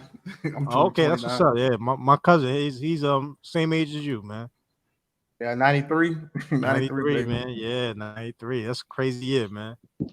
Yeah, man. But no, I'm with you on that, bro. Like, I mean, look at all the stuff we that's available. I mean, you get certification, and shout out to Theo, man. I mean, I ain't gonna lie, man. I mean, even though we had that little debate, I mean, that nigga was right. I mean, working low key, working remote, working 2, 3, 4 jobs, stacking up, making $400,000 a year. I mean, that shit is, you can't beat that shit, dog. I mean, that's you make that's right. surgeon money. You know what I'm saying? Like, yeah. And like you said, this new world we in, man, this new internet. I mean, you ain't got to do that. You could be, you can get just a trucking business. You can. It's so many things to do, man. Like when people. Yeah. And you know what it is too, man. The internet where it is now debunks a lot of this whole white supremacy thing and racism, because like you can essentially make money from home. You can make money. I make more money on my phone than I do at work. There's no white man that's stopping me from using my phone. So I discount that whole thing entirely. But Free Zone, they gonna turn the internet off and you ain't gonna make no more money. And what you gonna do when the white folks own the internet? Well, as far as I'm concerned, brother Hotep Lou, the black man made the internet so he could jumpstart that shit. Back it was stolen from us, so now you don't own it. So how you gonna make monies on the internet? Well, if the black man was so smart and he made it, he could make it again. You feel me? Well, but I mean that's the shit, man. That's the ridiculous fucking rebuttals you'll get. You know what I'm saying? Like, oh yeah, man. Yeah, yeah, man. Like everything's about. This is why the whole my understanding of the whole concept of life is about choices and trade-offs. It's really evolved to this point that you can't take all of these good things that a particular group has done and then just like discount the bad things that are correlated to that. And the example that we used was on SKC's panel. The exact example. It was a beautiful example. If you're saying that black people are the strongest, the fastest, the most physically adept, the most sexually endowed, and all this shit. All physically superior in all these aspects, then when the cops approach you, shouldn't they take more precaution, use a little bit more force, since you are the stronger one? And you feel me? Like you can't take all this good shit and then just discount. Oh, but they should be treated like everybody else. No. No, if we're gonna play that game, let's play that game. It's a D'Lo Brown, man, and his Pookie argument. Could you be mad at Pookie for the same way? Because the chick yesterday, she was funny. She said, why don't they just go scrap it out? And I'm like, They said, just knuckle up with Pookie now. Yeah, like Pookie should go knuckle up with Pookie. That's not gonna happen, man. I'm sitting ain't gonna fight no damn man. I'm sitting not about to fight no damn Pookie. I'm gonna stop that shit, man. Yep. I'm sitting in the damn what they call that shit? Them y'all know them little chairs they be in Walmart when them people be riding around in them shits. The scooters, hover around or something like that. The hover around. Man, come on, man. Yeah. I'm sitting there walking around with a cane. I'm sitting there gonna get his ass beat. That's what I'm sitting there gonna get his ass beat. That shit will shake the manosphere. Like The Price is Right, man. I used to see those commercials on The Price is Right. Oh, when I'm off from school, I would see that commercial. Hey, that story gonna be on Act Nation. They're gonna be cutting up, man. Yeah. But that's the thing, man. Like with SKC's argument, man, like it holds real weight because like everybody can see that if you're the most muscular, the most strongest, even if you're not, we got guys who's not the most, like Floyd Mayweather. His hands are fast as hell. So a little dude, he could be even a threat because his hands are fast as hell and he's fast. Like we got Steve Smith. Like these dudes are 5'8", but they're fast and strong, man. So it's like it's not even the big buck. It's sometimes the medium guy or the little guy. They're threats too because physically they're on there. If you look at football, that's why I love football. Every size of guy is playing. You got 300-pound Vince Wilfork. You got 5'8" Steve Smith. You got James Harrison. Like all these dudes is different sizes, but they all beasts in their own way, man. So SKC, what his point is, it definitely stands, man. No holes in that theory. No holes in that argument. You gotta take the bad with the good. Yep. Yeah. So no, that's pretty groundbreaking. I mean, if we all this, why we need affirmative action and all this fucking begging and crying and groveling and shit. Yeah, I mean, there's more evidence to say that black people are inferior than it is to say any other shit. Yep. Here's the thing. Trey brought the idea. He said he should bring, if they're gonna have a police force, bring the Jamaicans, the Nigerians, bring them in there. I'll say add the Ethiopians because they can run. If somebody's running real fast, man, them Ethiopians will catch up. You know, they known for long marathons, man. You cannot out-tire an Ethiopian, man. Are you right about that? They are known for big ass Nigerian dudes. You know what I'm saying? And the Jamaican dudes, they fast as hell too, man. So it's like, and then you got the American dude, which is all the combined, like all of the combined strength, speed, endurance. Whoa. You need a police force, man. Get them. Yeah, we the fastest, we the strongest, we the smartest. All the things we invented, we the smartest. It's like, all right, do you really want to play this game? Do you really want to play that game? Because you're gonna get your feelings hurt playing that game. Because it really boils down to one question: if all those things are true, why are y'all behind? So, you know, I'll leave that. I'll leave it alone. Leave it alone. That shit hurt feelings. That shit hurt feelings. And the crazy thing about it is, it's not like everybody's behind, but it's like the people that are working hard, not focused on this, they're not behind. Like, I see you, Freeze On, you're not behind. I see Citizen Lou's not behind. Enigma, Mayo, Trey, nobody out here is behind, bro. Like LeBron James ain't behind. Ben Carson ain't behind.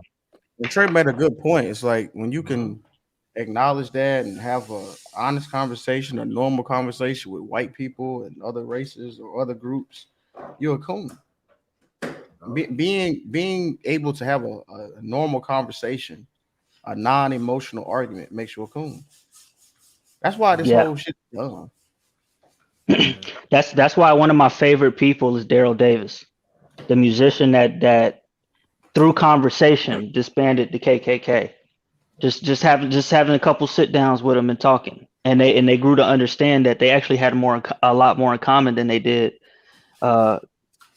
different.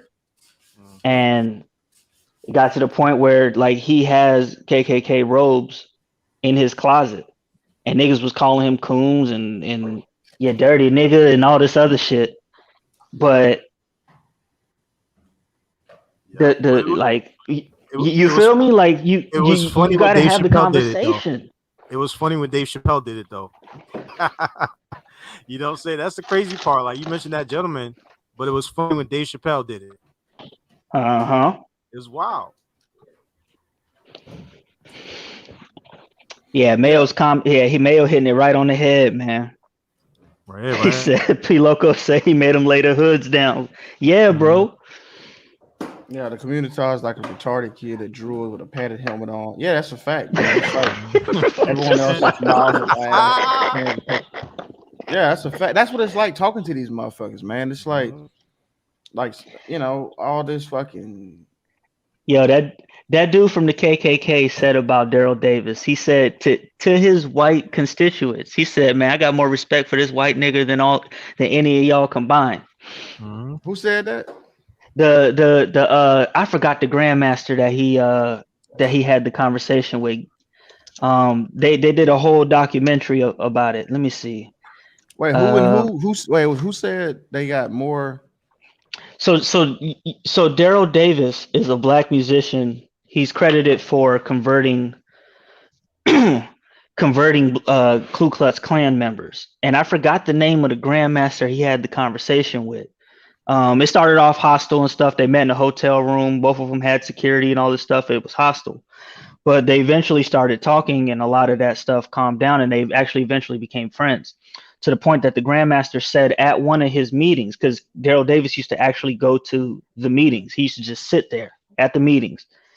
And the grandmaster said to like the white people in the crowd, he pointed at Daryl Davis and said, "I got more respect for this black nigger than any of y'all in the crowd." He said that shit. Yeah, I remember I saw this movie Freeze on. It was I can't remember the movie, but it was like a white supremacist in one cell, and it was a black dude in the other cell, and he called him a nigger or something like that. And then they were going back and forth. And the white dude about American History X? Are you talking about? I think that's what it was. American History X, yeah, bite the curb and all that. And he asked him like, you know, I'm not in here for killing black people, but you are, or some shit like that. He said, the white supremacist told him, I'm not in here for killing black people. You know what I'm saying? And the black dude was in there for like murder another black dude. And it was just the irony of it was so like crazy. It's, you know, it's like black people really just fucking hate each other. But I'm about to share you something real quick. Y'all go ahead. I'm gonna share something real quick. Go ahead. Y'all I was gonna say, because Tommy made a video last night, man. He said, man, if black people were really all this shit, this body, great people, and we were really, you know, fucked up like this, black people should already had an insurgents, and insurgents so bad that America was like, all right, man, we'll give you Georgia, Florida, and fucking South Carolina if y'all just stop fucking, you know, these guerrilla warfare on America type shit. White people should be at the negotiating table. If black people were really a threat, and if black people really felt like they were behind enemy lines. But they're not. So check this out right here, bro. There's a gang in Maryland, right? I talked about this yesterday on SKC a little bit. There's a gang in Maryland called Dead Man Incorporated, right? So they started in Baltimore. They got their start as being an offshoot of the Black Guerrilla family. So, like, I think that's big in California, you know, George Jackson and all of them, right? So I remember a gentleman saying that black people couldn't do what white people could do, right? But literally, they could, because they made their own gang for them. Kind of like the mafia back in the days with Bumpy Johnson and all of them. So this is a white gang. This is a white gang, you said? This is a white gang, yes. They did a documentary on one of those channels where they do the ganglands or something like that. They did a Mm-hmm. quick gangland on them, and this group was offshore the BGF, so they were allies with the Black Mm. Guerrilla family. Now, if you guys check it out whenever y'all can, and everybody in the chat, y'all see that eventually there was a breakup between these two gentlemen right here, Mr. Rourke and Sweeney, James Sweeney, and the other founder Brian Jordan was them. These two were sent to Texas to the federal facilities. So as of now, currently they're having an infight within this white gang. One wants to keep allies with the BGF right here, but Sweeney, who's being held in Texas, he's the other founder. He wants to move the gang towards white extremism. So the Huh. point I'm making with this is that this gang was started by BGF, but then turns on later that they separating, and they're now going to probably line up with the AB or whatever gang is over there in Texas and Uh-huh. make it their own kind of thing. So it's crazy Huh. to hear all of this going on, man. It's crazy to hear all this talk when the whole time, like, they didn't even know this. And the gentleman who said this, he is from that state that they originated from. He's from, I think he's in Baltimore. And he said black people couldn't do what white people do. But it looks like to Interesting. me, they doing it right there. They doing it right there, you know? And Dead Man Inc., I think what I said last time is that, let me pull this up. I think they're about 10,000 members nationwide.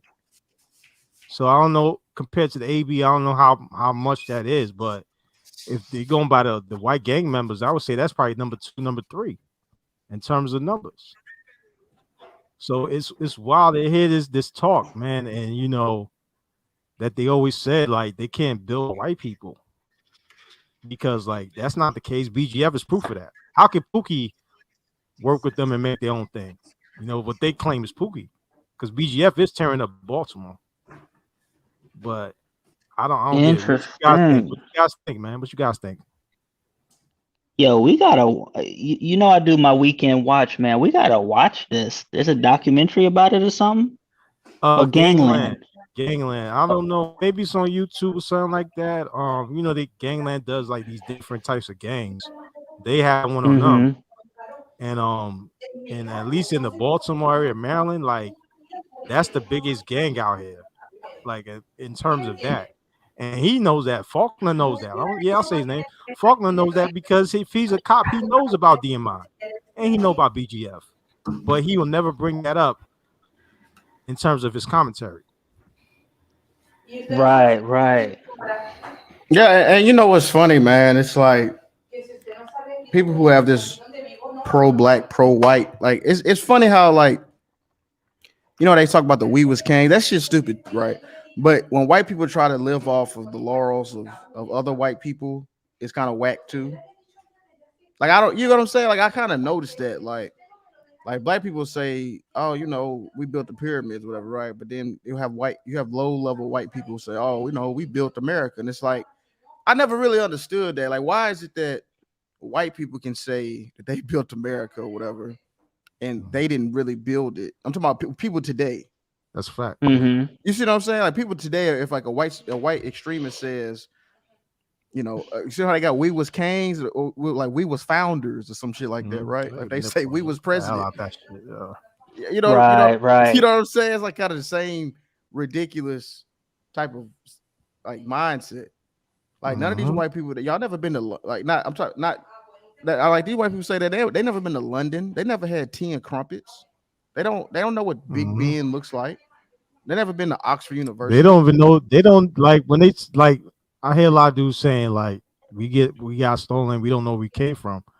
A lot of white people don't know where they came from. You know, you got exactly. Right, right. You know, No, yeah, but the thing absolutely. is, I don't hear white people really saying it. Like you might hear like the low level, you know, white supremacy every now and then, but it's more black people saying it, right? Like they'll say like white people built this, built that, they built America, and I'm like, but that's the same mindset when they say we was kings, we built the pyramids and shit. I'm just, you know, not, it's just a fact. Like these white people here, they didn't write the Constitution. It was another group. So it's starting to become kind of weird.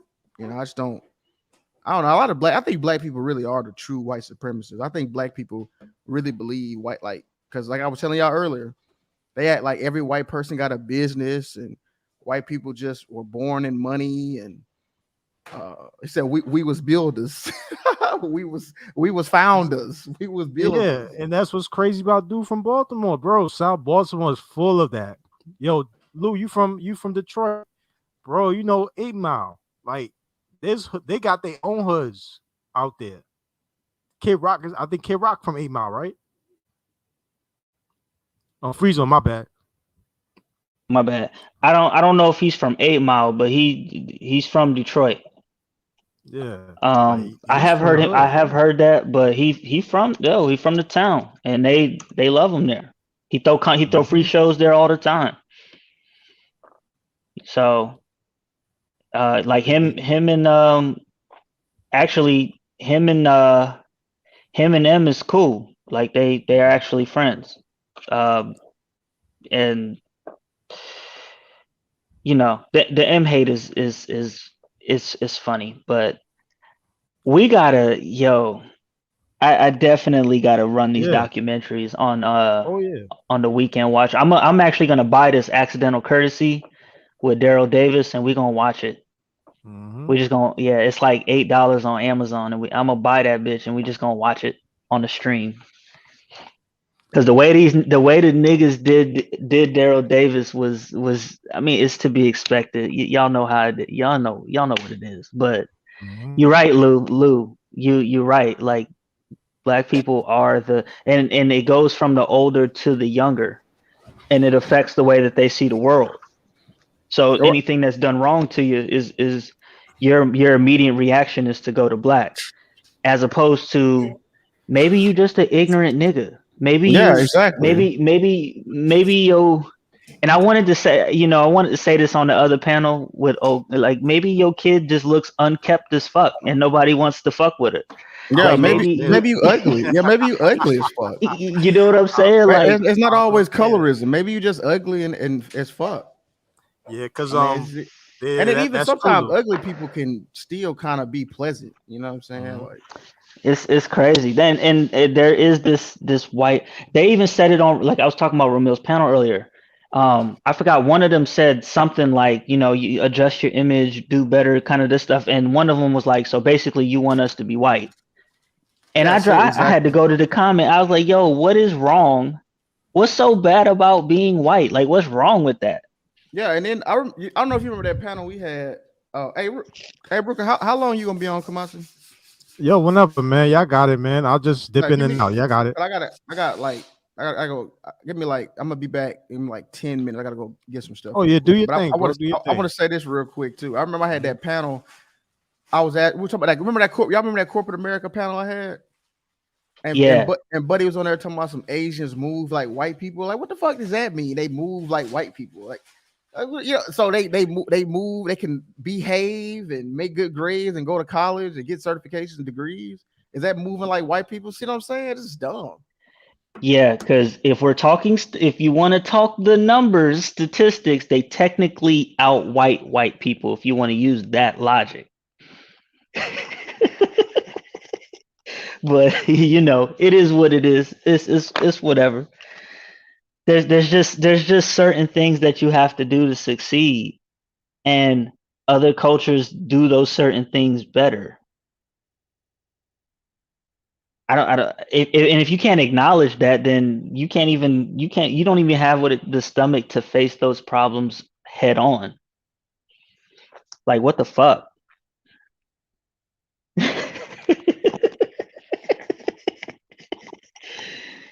So, it's whatever, study, save your money,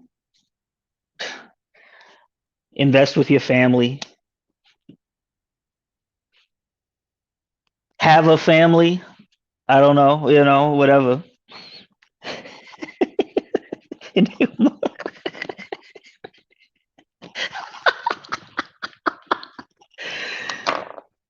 So that's just weird calling Asians white people in any capacity. That's just weird. You can't do what Asians do.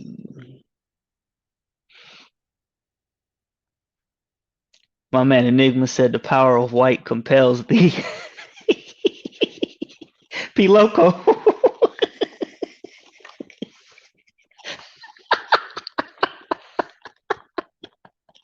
Yeah, my bad. I had to step out real quick. What's up, man? No, you good, you good. No, I was making a joke that like if Asians are white people, then technically, or if they're saying Asians are the white people, whatever, then technically by the statistics, technically Asians out white people, white people. That's If a that's what fact. if that's the game we're playing. That's a fact, man. And I might have punched Mayo in the Fifi. He said, "How dare you, sir?" And I hear a lot of speaking of the Asians, right? I hear a lot of that argument about Asians are taking over Africa. Okay, yeah, there's truth to that.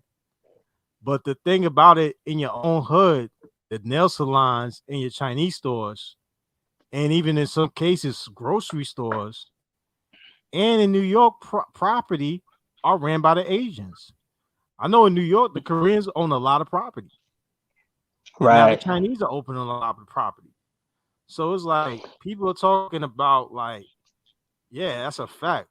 That's not my problem with Africa. I'm not from there. My family's from there, but I'm American. So I ain't gotta worry about all Mm-hmm. that. But in your own Right. hood, like the guys talking, you get your chicken wings and pork fried rice from them. Right. Right. Right. Mhm. Yeah, I can't respect the like I can't respect the pro blacks, man. I just can't. You ever have you heard this statement that being pro black doesn't mean anti white or some goofy shit like that? Has anybody heard that? Nah. Elaborate Oh, some more, bro. bro. It, Elaborate. nah, they'll say, well, just because we're pro black doesn't mean that we're anti white, and it's like, then how come every time I put a black problem on you, you put it on white people? Mm-hmm. I cannot stand that shit. The moment if you say you're pro black, the moment you start bringing in another race, I automatically that nullifies your whole pro blackness. Like, what the fuck are you Mm-hmm. talking about? Because it's your problem. Mm-hmm. It ain't their problem. Well, we can't do it because the white people hold the loans and the power. It's like, are you pro black or not? Nah, man. And that's what I'm You know what I'm saying, saying? man. Because these the dudes that's pro black, they don't know these chicks are not the pro black chicks. They not stop celebrating Christmas. You know what I'm saying? Oh yeah, they kids getting all the presents, bro. All the presents. They don't even celebrate Kwanzaa. That's when you hear them chicks saying, "Oh, it's a conspiracy." You know what I'm saying? My boy C. Lou hit it right on the head. Pro black only applies in prison. It's only beneficial in prison. And bro, that I only heard is like in the South and the West, in the East Coast, dudes niggas is banging on niggas, bro. Like that whole thing. The only one time was when like the Spanish was running things, but I only hear that in, like Hmm. California and like the South, and I don't know about the Midwest, but I'm sure it applies over there too. But the East Coast niggas is you can go on a New York prison panel. They talking about banging on other bloods banging on bloods. You know, and I'll Hmm. probably say because the white dudes ain't locked up like that up north. Quiet as kept, you know what I'm saying? Right, But right. I neither here nor there. Go ahead, my bad. No, you got it, man. You got it. And it's they just dumb, man. Mhm, They just dumb. That's why it's like my man Mayo brought up Kwanzaa. mhm. How many niggas you know celebrate Kwanzaa, bro? I don't know one, bro. Like I know one person. That's it. And they into the dashiki wearing, and you know they got all the artwork in their house. So when they come over here, like you know about this, I'm like, no, I don't. I'm like, I don't. Right. You know, I don't know. But yeah, that's about it, bro. Like that's when you start hearing the conspiracy stuff. Oh, that dude was with the FBI, and I'm like, oh, word. But then about that beer stuff. Oh no. That joint's real. Right. I just don't understand, like, what is so bad about just being American? When you're like, I don't, there is no identity crisis when you're just American. It's pretty simple. It's pretty laid out. It's pretty straightforward. Because the people who are American, they still celebrate their culture, man. Like you still got St. Patrick's Day, you still got Cinco de Mayo, you still got Hmm. the Italian parade. Shoot, even Rainbow, they got their parade whenever that time is, bro. They now they bugging out with all that stuff they doing, Hmm. but I bet you when time push comes to shove, they're gonna say they're American first. Everybody's saying American first, but the community, bro. Yeah. Not only that, they're actively doing things that are un-American, and then wondering why shit ain't working for them. Mm-hmm. So Yeah. that's why I like niggas like Chaotic Truth coming out, man. Chaotic Oh, yeah. Truth did this thing where on his panel when he said we were talking, I forgot what we were talking about. Well, I forgot what the topic was. It was about Cardi B and Candace Owens. Oh, yeah, yeah, And yeah, yeah, so everybody couldn't get along or whatever, and he put everybody in the back and he's like, I'm gonna bring the whites out. yeah. And Yo, he started chaotic asking truth. them questions. Yeah, I think he's And he's Nigerian, right? He's Nigerian, right? I believe so, yes, Mm-hmm. yes. And so he brought the whites out. They Mm-hmm. had a discussion. It was calm, it was civil. There was little minor disagreements, but overall it it, it actually didn't get violent at all. They were on topic, they were focused, they answered questions directly, and they, thank you. Boom. All right, let's bring the blacks out. Yeah, They yeah, couldn't man. even stay focused on topic. It was on top. They was off topic. They was arguing. They was doing silly shit.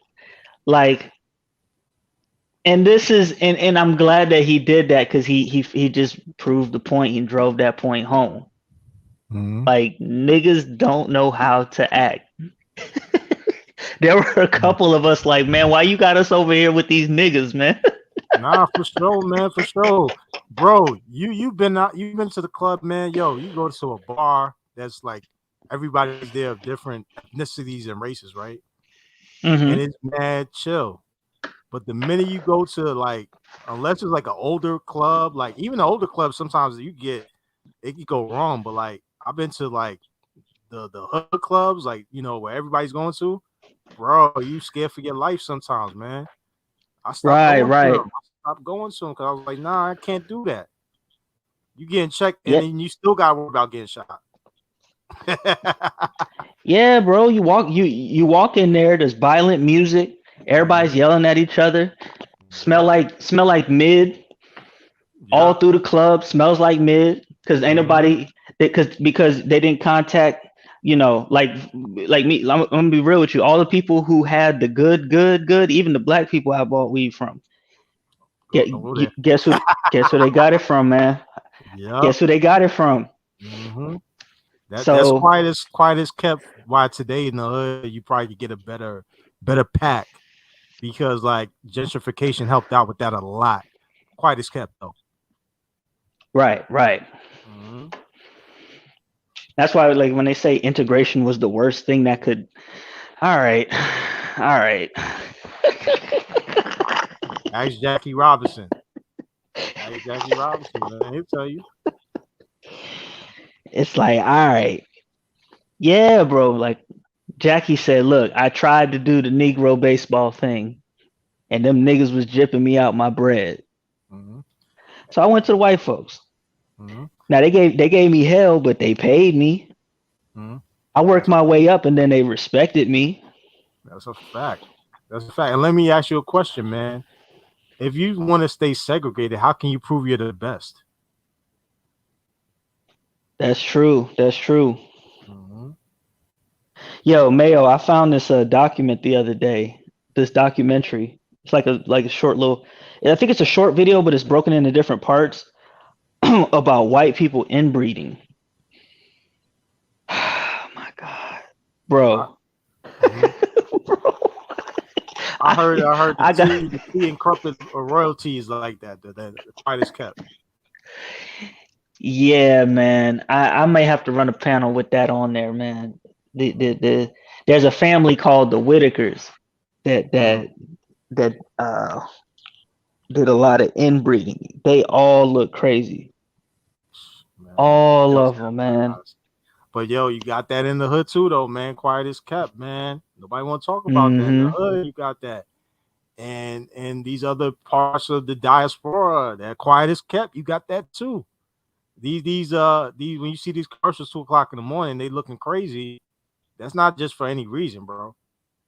You know what I'm saying? Mm-hmm. So it's like, what we talking about? Yeah, good point, man. You got to look. Yeah, man. Nah, man, hit it. I mean, look, dumb people breeding with dumb people, man, of all different races. Mm-hmm. And that's just, I mean, that's the cost of freedom in this country. You are free to be as dumb as you want to be. Yeah.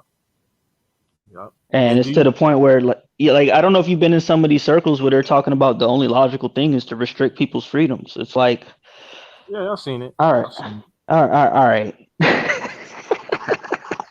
Good, Yeah, good what luck up, on Lou? that. Citizen, my bad, Citizen. I saw you used to say Lou, but Citizen, what up, man? You back? Oh man, Yeah. bro, we got whites that just make noise. They can't talk. My girlfriend, she funny, man. She was telling me when I'm when I'm talking with, like, when I'm speaking English to black people, she was saying it's more. She said my English has more flow, and she was saying, like, when she hears white people speak English, it's more like, I don't know. She was saying it's like boring or it's like dry or something like that. That's what she was saying. But I wanted to say this. I was listening to y'all, man. You know, I kind of understand what Dominicans are saying now when they say I'm Dominican, I'm not black. I get that too. You know what I mean? I get it now because I was playing Monopoly with some Mexicans, right? And they were cheating and doing the nigga shit, you know, putting the $200 on the free parking and all that shit. You know what I mean? Like, and she was pretty much dude was saying, like, you know, that's the American, you know, because I wanted to win. You know, I wasn't playing with them. I said, man, y'all can't do that shit, man. Y'all motherfuckers cheating, you know, stuff like that. And then they would pretty much say that's the American in me. And I thought about it, right? What I took from that is, it's like, no matter where I go, I'm still American. You know what I mean? My culture, how I was raised, all that stuff. You know, is yeah, and now she was being funny because the guy she was talking about, it was an old white dude. He was like architect, but he's a very formal white guy. So I mean, I'm young, I'm way younger than him, so I can understand that. And when I'm talking about, she more than hear me arguing with niggas about sports. So you know, so yeah. But Let me ask you a question about American culture, Lou. I'm Citizen. I'm sorry. Do you think, like, the preparation of, like, food, like, you know, in America, like, you know, we're heavy on, like, barbecue, French fries, you know, but if you go to, like, South America, they have their French fries is different, right? They what they call them, Papas fritas, something like that, but it's made differently depending on where you at, right? Do you consider that part of American culture? Say that again. Like the food that we eat, right? The French fries, the barbecue, the burgers. You know, do you consider that like American culture? Like, no, I don't. I don't really, because I've had that discussion before too. I don't really think so. I think America is its own type of thing where, because I mean, because a lot of dishes from other cultures, they didn't really necessarily originate. You know what I'm saying? They got it from other places. It's just not as common in that culture, right? Because somebody else brought it to them. You get what I'm saying? Yes, sir. Like Mexico, they make good tacos, but I don't think, you know, they got it from somewhere else. You know what I'm saying? Like, yeah, because like you've been to Colombia, they make tacos over there too. Like I remember, like they had and it's garbage. Yeah, I remember they had right. I had like I think it was red snapper, but they call it differently, pescata something. I forget the name of it, but yeah, it was pretty decent, man. I liked it, man. But the same, we eat red snapper out here too. So it's like, but it's prepared differently. But it's all red snapper at the end of the day. So like, Right. let me ask you this, man. And you got your guys' opinion. What is American culture?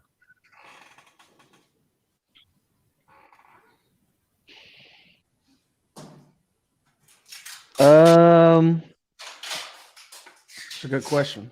That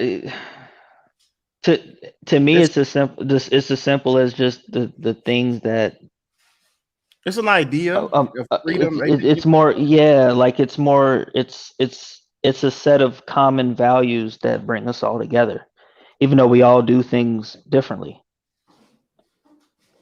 I Yeah, mean, I would say it's like a culmination, like rugged individualism. It's freedom of expression, freedom of religion, freedom of choice.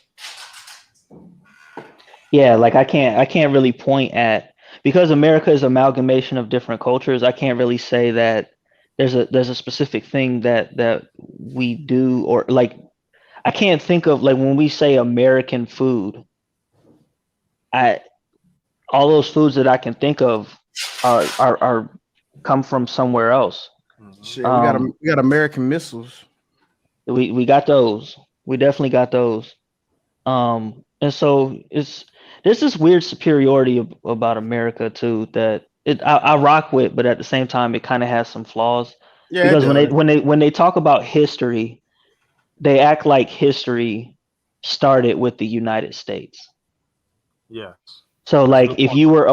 if you were oppressed somewhere else and you come to America, whatever oppression you suffered before you got here, your people, your culture, whatever, it doesn't matter here because you're not in America. There's that kind of attitude, whether it's said or not. It just seems like that's the perception. Maybe I'm off. If I am, correct me. But Yeah, but it is hard to quantify, right? Yeah, I'll say with what you guys are saying that it seems like it's more of a perception because it varies from individual to individual, right? Because like look hmm at Japanese anime, right? Look at Dragon Ball Z. Dragon Ball Z, their main character is the blonde hair, blue eyes, but is that really American or is that German? I don't know. If I see that. But depending on the it's a person, good point. they It's a might good point. they might think it's American. They might think it's American. I don't know. I don't know. Right. To me, it's an attitude, man. Mhm. It's yeah, freedom and respect. Mayo, that video is hilarious. He dropped a video in the chat about Talladega, white Okay, people in bet. Talladega. Let me try to Pull that damn, shit man. up. He said that's what I'm trying America to copy it, but I'm gonna have is. to type it out. Yeah, I'm he's gonna have talking to about type it out. asshole. I just clicked the link. He's a Yeah, I'm gonna show us type your it out. I got asshole. you. I'm gonna type it out.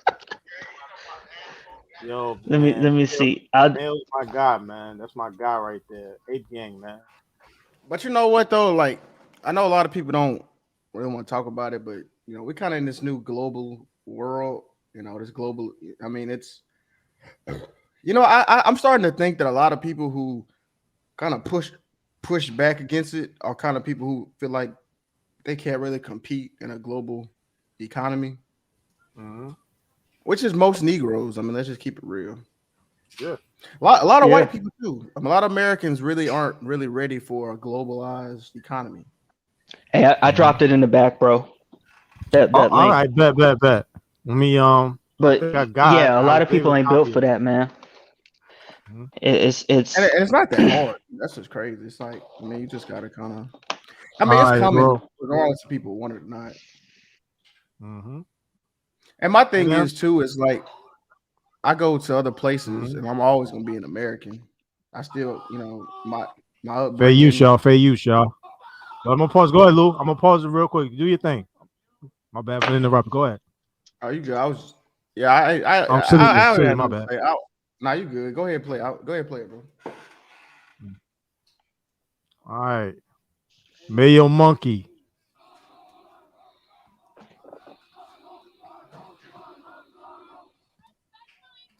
This is the American way.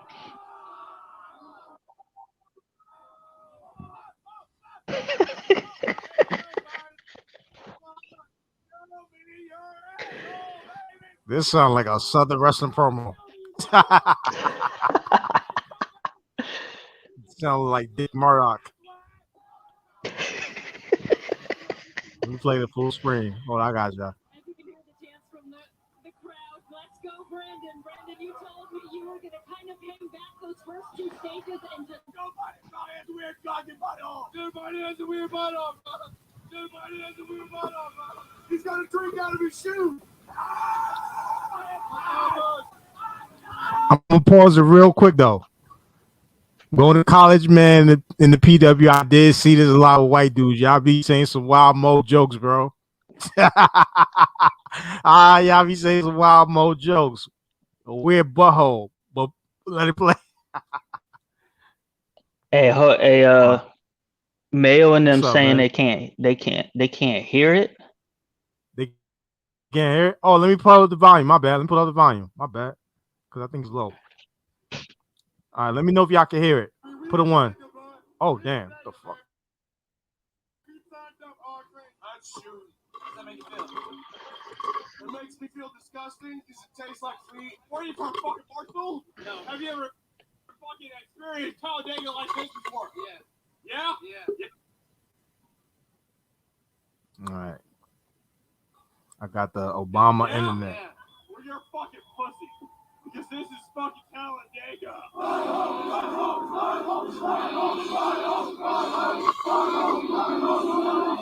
Fuck Joe Biden. Fuck Kyle Bush. Or your nickname is Watermaker. Hold on. This dang internet. I'm taking these windows off. She don't piss the tent. She pissed the tent. That's Waterman. You confirm or deny these allegations? Deny. The guy that I had sex with was the one that pissed the tent. The one that was just down here with the hat on that said fuck Joe Biden. He was standing there and he unzipped his pants and I pissed in the fucking tent. It burned. It burned a lot. Are you concerned that his That wasn't no concern. No concern. What's up, What's your name? Jake. Do you have any nicknames? The faggot. The faggot. That's why I wore that. Yo. It means to live in America where we're always free and we love our veterans. We got fucking sketty. We got beer. We're going fucking nuts. Still Are you low. guys going nuts? We're going fucking nuts. I am. This guy's going nuts. What do you like about being drunk? What do I like about being drunk? Yeah. Getting fucked up. What do you like to do when you're fucked up? Have sex. How many times have you fucked? 40. We're here at Talladega. It's been 2 years since I was here previously, and we're here again. Sitting on a tire. That means I have VIP access. So this time, instead of being in the stands, I'm in the stands, but I'm also behind the scenes. We're here to learn about NASCAR, what it means, and most importantly, what the hell's going on. If you have to go number one, what do you do? Let it rip. It's actually harder than you think to go to the bathroom in a race car if you have to go. So I always try to go before the race. If you need to, you just go. For real ski? Yeah, in your pants. What about if you have to go? It's happened. It's happened. Not to me, again, not to me, but a certain driver who won a race had it happen. And yeah, I broke that habit a long time ago. It is what it is, but it's kind of like playing chess, actually. Put yourself in the right spots for the right time. There's no potty breaks here.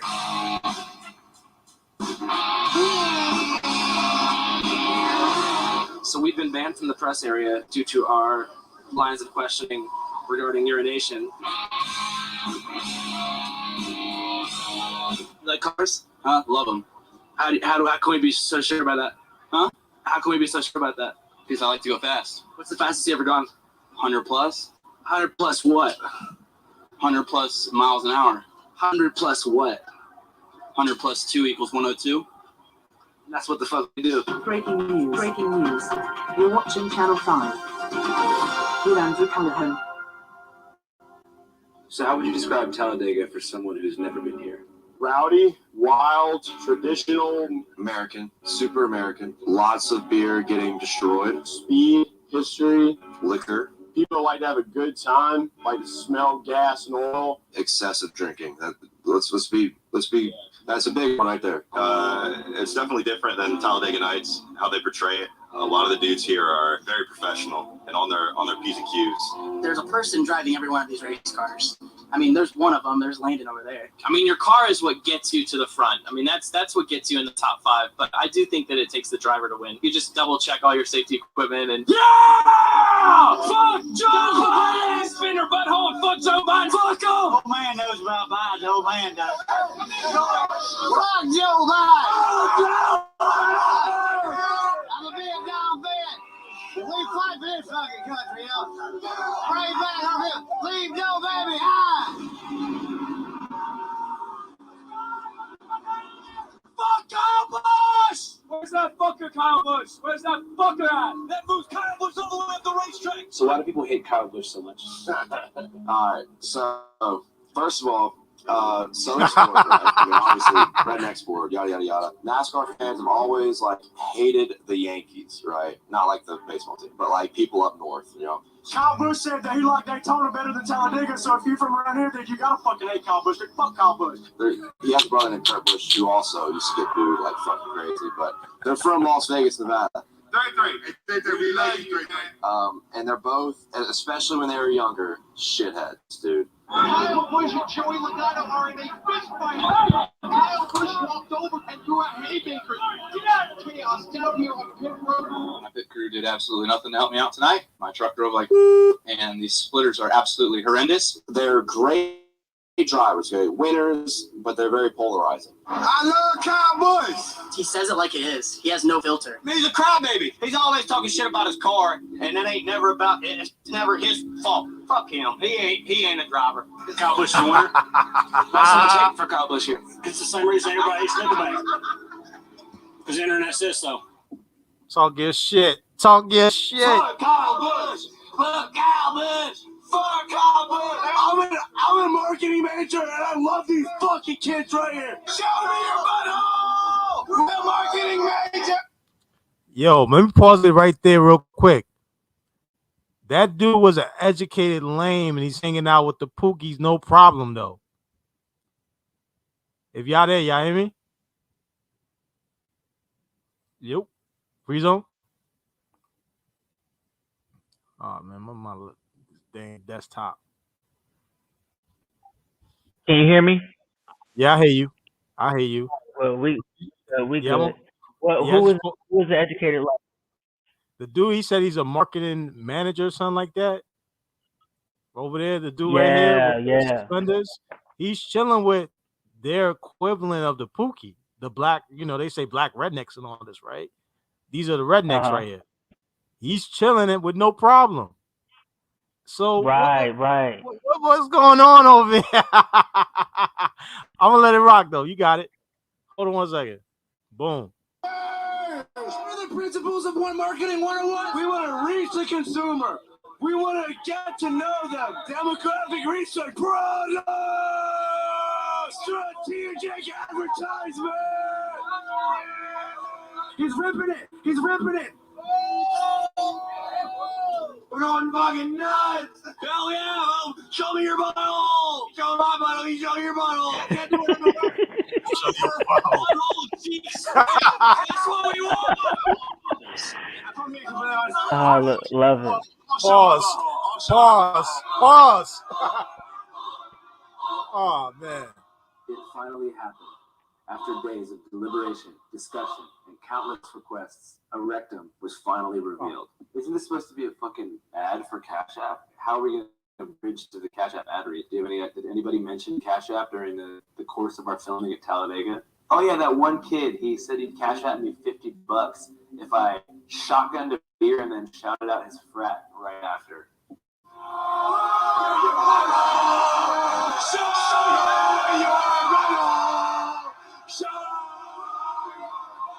How did that feel?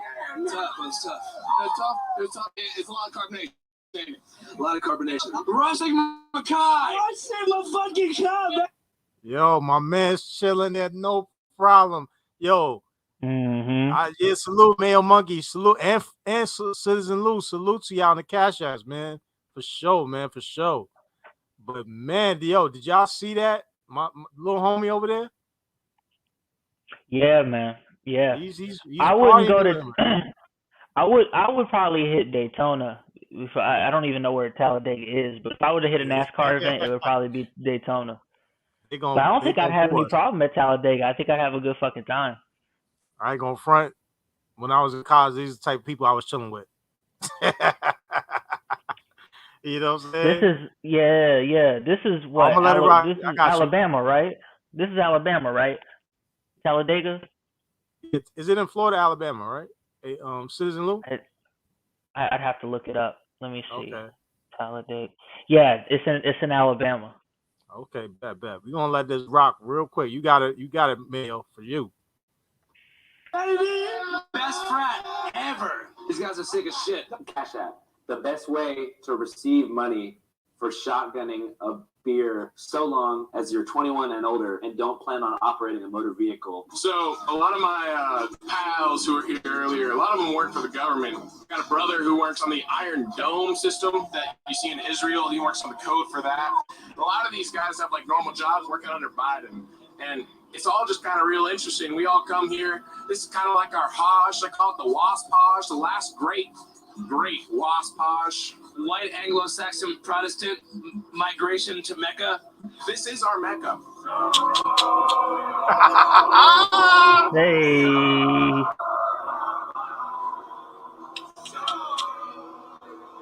Yo.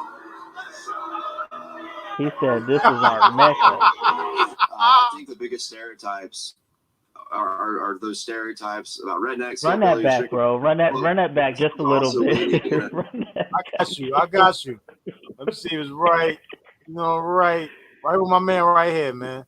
Yeah, this is our Mecca. Run that back.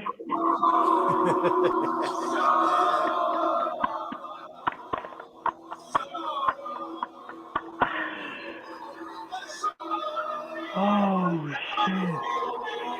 I think the biggest stereotypes are those stereotypes about rednecks, hillbillies, drinking beer. But NASCAR is also leaning in a direction, a good direction, and the diversification is happening right in front of our eyes.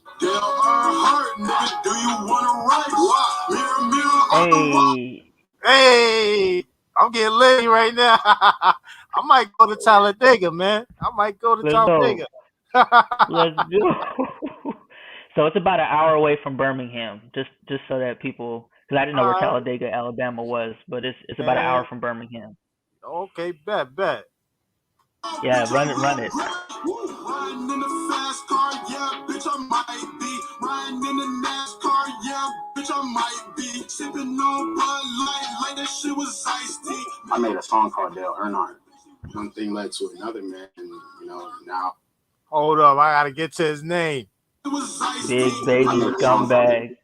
Big baby scumbag. Let's go. Oh man. I think I just found a new avatar, ladies and gentlemen. Big baby scumbag. No fitted cap, no do-rag. He got the race car jacket. I remember that was in style. I remember when everybody had a race car jacket. And he got the hat on too. Man. They love him out there. Talladega fly. Woo, talk it. Let's go. Dale Earnhardt. One thing led to another, man, and now I'm just out here, and a lot of people out here recognize me and shit. That's the crazy part. I'm not gonna hold you. Growing up, for me, it was more of a fashion statement. I don't watch NASCAR. It was more of this shit looks cool. This shit has Scooby Doo, and I'm from Florida, so we listen to the same music. We both drink beer and shit. This shit's exhilarating, bro. It's not just for the South or who the stereotypical audience is. Everybody loves NASCAR. It's just a matter of exposure. I think the sport is moving in the right direction. Alvin Kamara is actually on our outreach program.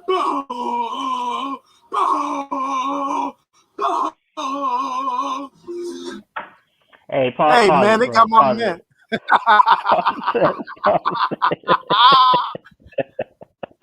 Hey, they got my man Willis from Different Strokes vibing. Oh, let's go. Be in the vibes.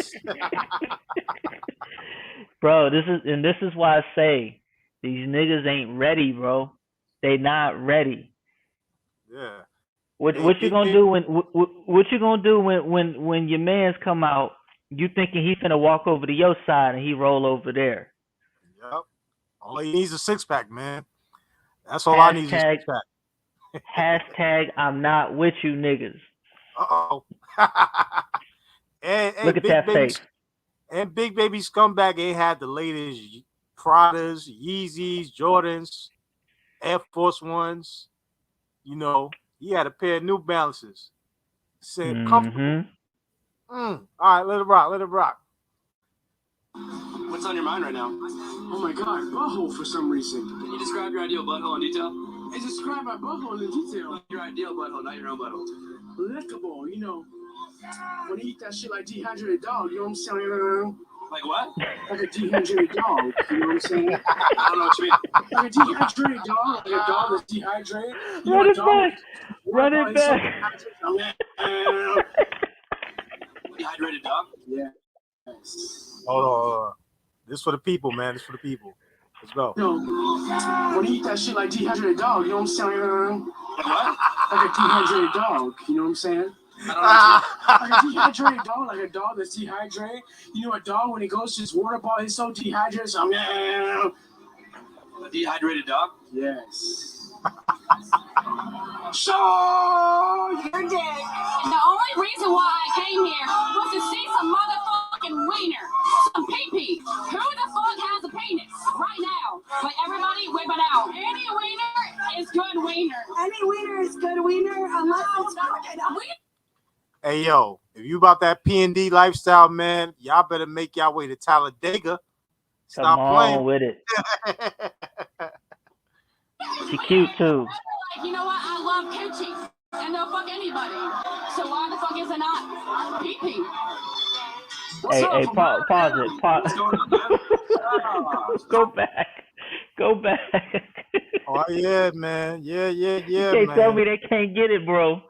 You can't tell me they can't get it, man. Come on. Oh, you're dead. The only reason why I came here was to see some motherfucking wiener. Some pee-pee. Hey. Who the fuck has a penis right now? But everybody whip it out. Any wiener. He said, I got one. Any wiener is good wiener unless it's fucking a wiener is wiener. Men are like, you know what? I love coochie. And they'll fuck anybody. So why the fuck is it not pee-pee? What's up, America? What's going on, man? Fucking America sucks. Why? Because of Biden. That fast? It sucks? That bastard sucks bad. Yeah, he sucks bad. I've been coming here for goddamn years and he ain't spoiling my good time. And if they want to come to my house and deal with me about it, hey, I'll fuck them up. Have you been enjoying your life recently? Yes, well, other than being aggravated at all the bullshit calls that's been going on with the damn Biden administration. So, young man, listen to me. I want all of you to listen to me. I am 52 years old. If somebody tells you you have to do something, Yo, who else 52 years old? Yeah. Man, that picture's perfect with the fireworks in the background, man. Hey, man, talk your shit, man. Talk your shit. that's communism. They're taking away your rights. They are absolutely stripping your rights as a United States American. As far as vaccinations go, hey, I did mine. Nobody should tell you what your choice is. That is communism. Hey, next week. Man, I remember a while back, Trey did get into it with somebody about that, but I'm gonna leave that alone, man. I'm gonna leave that alone. Right. Leave that alone, man. You just say, yo, you have a choice, man. They'll be telling you can't drink a Coca-Cola. What is that? That's communism. They're already deleting comments off of YouTube, Facebook, all these other channels. What do you think it means to be an American? To be an American. Someone that loves the country, that would put their fucking life down for it and not fucking send all the jobs overseas or not 13 fucking 13.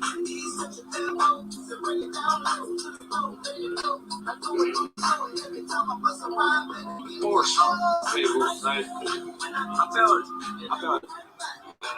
it. Hey, you hear that song in the background, man? Who's singing that? Come on, man. E-I. Yeah. Uh-oh. What's But- popping tonight? But didn't he drop a country album too? He did. Yeah, so 2 or 3 you can't- actually. Yeah, you can't do what white people do. I don't know. I just want to say, Trump 2024, fuck Joe Biden. Here's to the women we love the best. We love them the best when they undress. We fuck them standing, walking in line. If they had wings, we'll fuck them flying.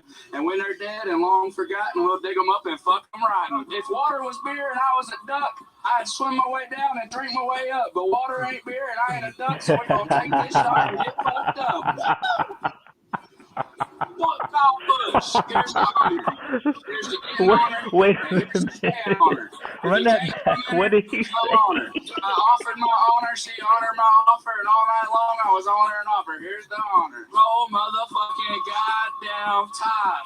If you want to get to heaven and walk the streets of gold, you gotta know the password is roll tide roll. Are you rapping? Oh, You shit. No, I don't rap. Hold up. Let me get a fuck Joe Biden. Fuck Joe Biden. Fuck Kyle Busch. Fuck Joe Biden. Kyle Busch. Ain't Kyle Busch. Fuck Kyle Busch. First and foremost, he's a bitch. Fuck Kyle Busch. Fuck him. Fuck Joe Biden. Liberals fucking suck. They're all retarded. We want my home. Fuck Kyle Busch. Why? He's a bitch. Fuck Kyle Busch. He voted for Hillary. Oh, my bad, man. Hold on. I gotta stop the screen, man. All right, boom, man. Hey, yo, Male Monkey, thank you for that video, bro. You're counting down the seconds until you can Oh, speak the ad, man. right? I get it. Oh, 1 second. What if you never had to watch an ad again? It's on out. What if you had a browser that actually respected your privacy? Well, Get out of here. There we go. My bad, y'all. Man, there was quite a few random ones, man, and they was getting lit, man. They was getting lit. And I think that's what a lot of the HBCUs don't understand is like when you go to like, bro, playing beer pong and all that. Like I heard they play in the HBCUs too, but they don't understand like how lit it gets. You know what I'm saying? So it's amazing to hear this, bro. But yo, you got it, Lou. You got it. Now if you pull up any hood party, block party. Oh, I got you. Hold on. The energy different. I got you. Hold on. You got it. Take over. I got you. Do your thing, bro. Oh man. Nah, man. You know what it is, man. The hood parties don't the block parties don't get down like that, man. It's a bunch of not even the same. I can't even say it's the same thing. Same kind of energy. No, it's not even the same kind of energy, man. It's tense, bro. It's tense. Yeah. But I'll say this. You know what? A lot of people, this is where that community side get it wrong. If you go to most of these major nightclubs, it's pretty much mixed. The big ones, they're pretty much mixed, man. Like LA, Miami. You go to those places, it's not just a Communitah club, bro. It's everybody in there. And they're all getting lit. But it's a whole different vibe. Like, you know what I'm saying? They still having fun, but it's a whole different vibe. You know what I'm saying? Right. You got it, man. I'm trying to look for this. You do your thing, man. Matter of fact, let me. I think I got one I could share just to show the counter. Let me see if I can share this real quick. Boom, boom. Here we go. All right. Why you doing that? Why you doing that? Oh no, I'm ready. You just gotta hit the OK. There we go. Boom. There you go.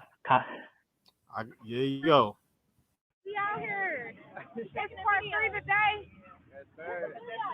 Yes, sir. Hi. You heard. Already we see ratchetness, bottle of Henny. What could go wrong? Hashtag anything is possible. The latest gang, you know. turn up. Alright. Hold on, let me see the bottle. Throw the ass down. Throw the ass. Throw the ass. Put this in my music. Hey, look, throw the ass. They gotta pay you for the ass meat. You gotta twerk on the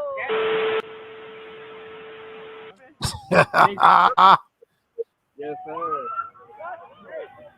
They already on it. They already on it. Yo, And I've Detroit been do to look nice. I ain't gonna lie. Come from New York, I'm like, Yeah. damn, their house is nice.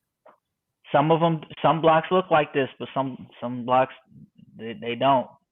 Damn. They done fucked the city up, man. They really did. And Mayo, you're right. Already a change in energy. You see the Henny, you see the Patron.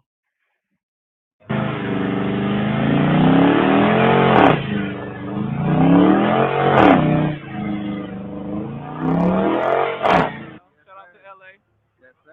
Shout out to my boy AO Whip. AO Whip, yes, sir. Shout out to my boy AO Whip. Hey, we out here. We turn having fun, you feel me? Go follow, like, subscribe, turn that bell button on.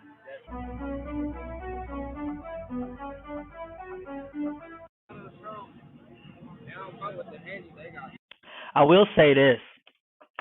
Like 70% of a black party is and that's being nice. It'd be a bunch of niggas just standing around. Parking lot pimping, man. POP. Parking lot pimping, man. Parking lot pimp. Yeah, man. I like that. I do like that. Yeah, that costs fire. That costs fire. She going on YouTube. She going on YouTube. Yeah. From Fly, I ain't see that. Shit, I ain't see niggas in there. Y'all saying dark as fuck. And you know it ain't a party unless the ice cream truck in the background. Hey. Hashtag you know. Y'all Those who know. Y'all got Mr. Softy out there? Oh yeah. Yeah.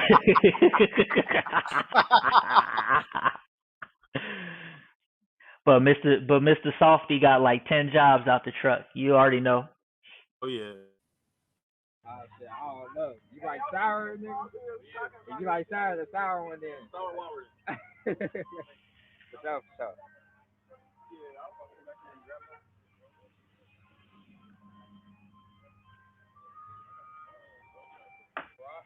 They think I'm the back of the ice cream truck. You better hang on. Roll through the block party.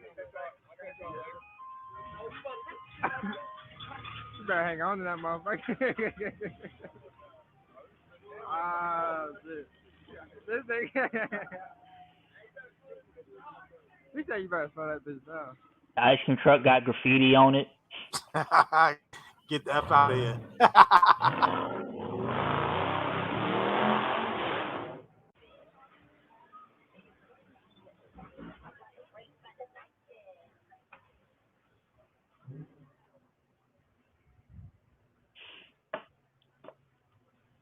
You know, you got your choice in America, man. You got buttholes or block parties, man. Pick one.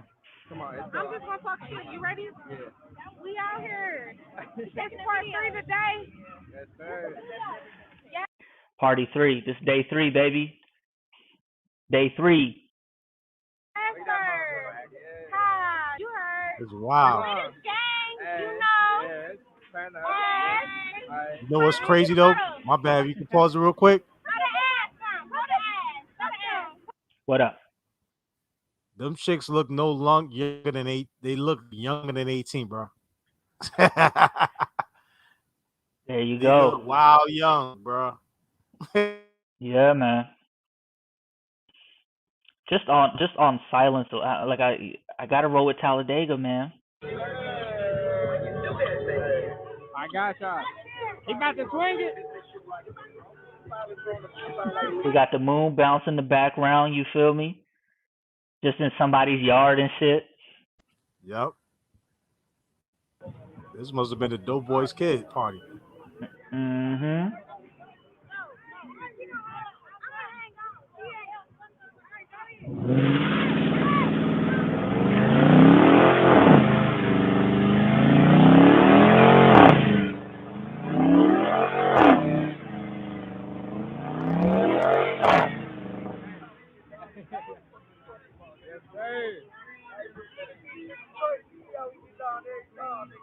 He post that little shit.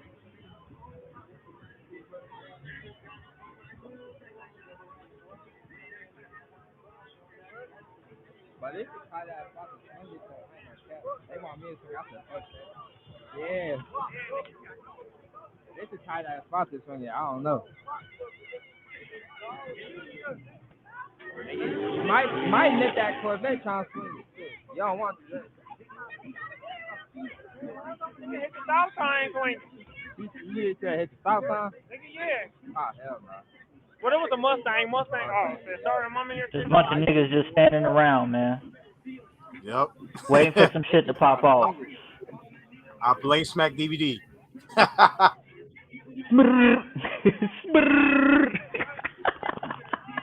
Yeah, motherfucker, yeah.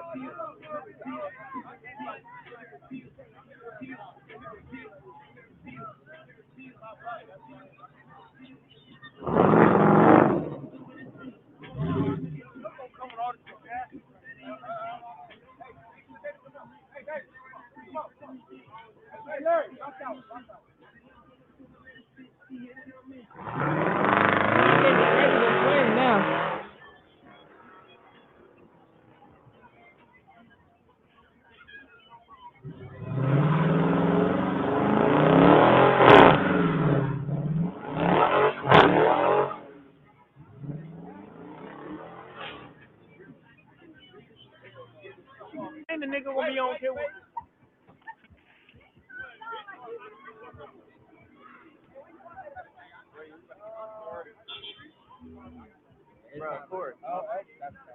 You ever seen the Hood Life documentaries?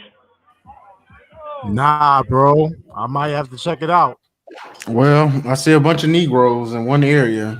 There you go. See what I'm saying? Can't be good. Can't be good, man. Can't be good. Yup.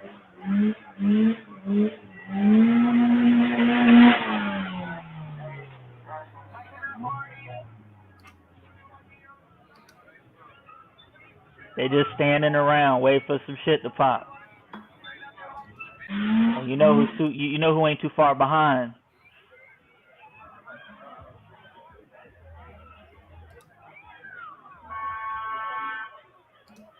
You Negroes dispersed.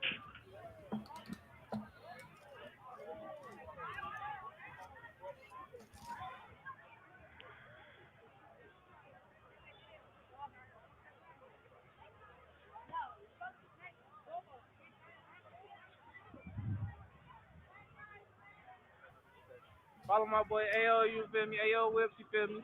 We out here getting it in, you know. Good vibes. Good vibes on Detroit, you know. These are good vibes, y'all. Good, good vibes, y'all. These are good vibes. And that's the wild thing, man. Yo, this is wild, man. I got one to show y'all real quick, man. Cause I'm like, yo, y'all chill over there, man. Like, yo, I'm used to seeing this when I came up, man. I was used to seeing this when I came up, man. Any club I went to, and it would just get wild like this, man. Let me see if it let me rock. All right. This is Communitah partying, man. New York edition. Oh, Noriega. Uh-oh. Here we go. Here we go. Here we go.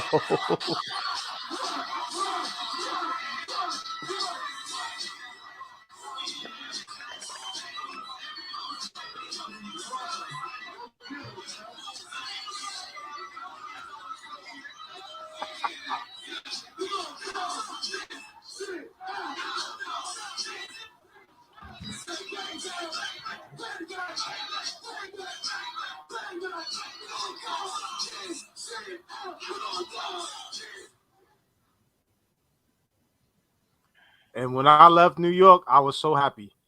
I was so happy.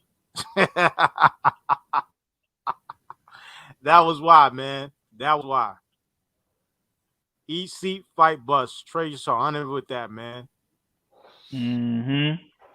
You know Oh man, I was in and out. I saw that black dude on the Talladega. That shit was what was he saying? Yeah. Buttholes. Eat, see how I pull it up again. eat buttholes like dehydrated dogs. Mm-hmm. See how I play it. What's ESF? What's that ESF?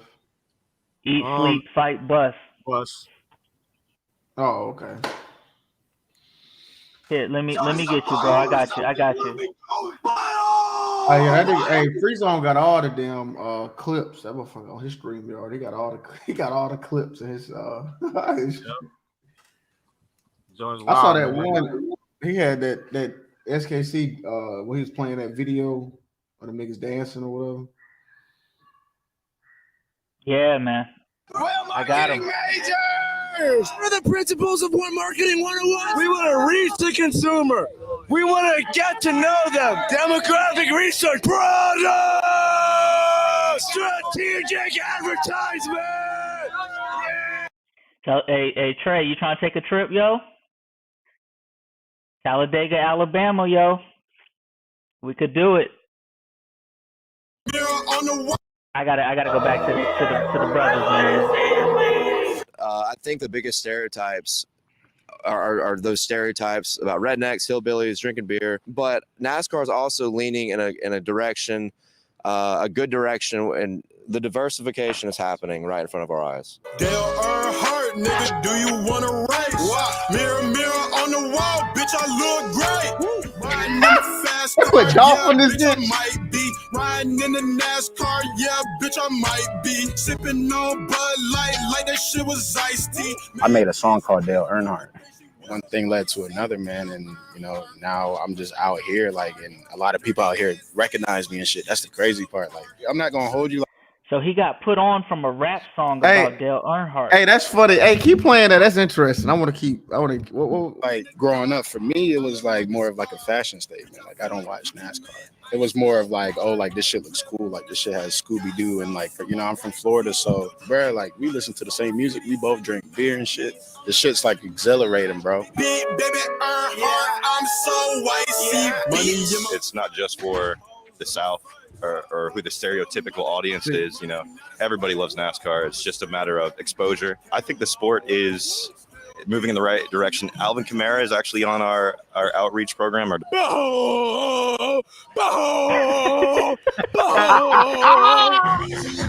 What's on your mind right now? Oh my God, butthole for some reason. Can you describe your ideal butthole in detail? Describe my butthole in detail. No, your ideal butthole, not your own butthole. Lickable, Man, when you eat that shit like dehydrated dog, you know what I'm saying? Like what? Butthole in detail? Describe my butthole in detail. No, your ideal butthole, not your own butthole. Lickable, when you eat that shit like dehydrated dog, you know what I'm saying? Like what? Like a dehydrated dog, you know what I'm saying? I don't know what you mean. Like a dehydrated dog, like a dog that's dehydrated. A dog when it goes to its water bottle, it's so dehydrated. So a dehydrated dog? Yes. Show your dick. The only reason why I came here was to see some motherfucking wiener, some pee-pee. Who the fuck has a penis right now? Like, everybody whip it out. Any wiener is good wiener. Any wiener is good wiener unless it's crooked. Wiener is Pause it right there. Pause it right I there. love coochie and they'll fuck anybody. So why the fuck is it not? You see that dude just creeping in the back of the arm? He would be a lame. Yeah, I saw. It's crazy. The black dude that made that song, he ain't got to worry about drive-bys. He ain't got to worry about niggas hating. He ain't got to worry about, getting pulled. Somebody killing him on the highway. That's wow. No, he ain't got to worry about his Jordans. Nah, he's sitting comfortable, real comfortable. Right. Mm-hmm. Salute to him, man. God, man. That's why I tell people they love number. I bet you they love number 8 too. Yeah, that's why I tell brothers, man. Y'all gotta diversify your group, man. You can't be around. You know what I'm saying? Nignogs every day, man. You really can't do it. If you have any type of like outside non-nignog activities, you'll probably go insane. You actually have to diversify yourself. Yeah, diversify your Punani portfolio. Y'all heard, man. Diversify it, man. Hey, where he at? Loco. Now that you done, because he said, man, I couldn't get with it. Now that you done seen the other side, you see some brothers there. What's your take now? Is you with it? I'm there, bro. I'm there. 3 minutes in, I was there. I'm in there. What's up, America? What's going on, man?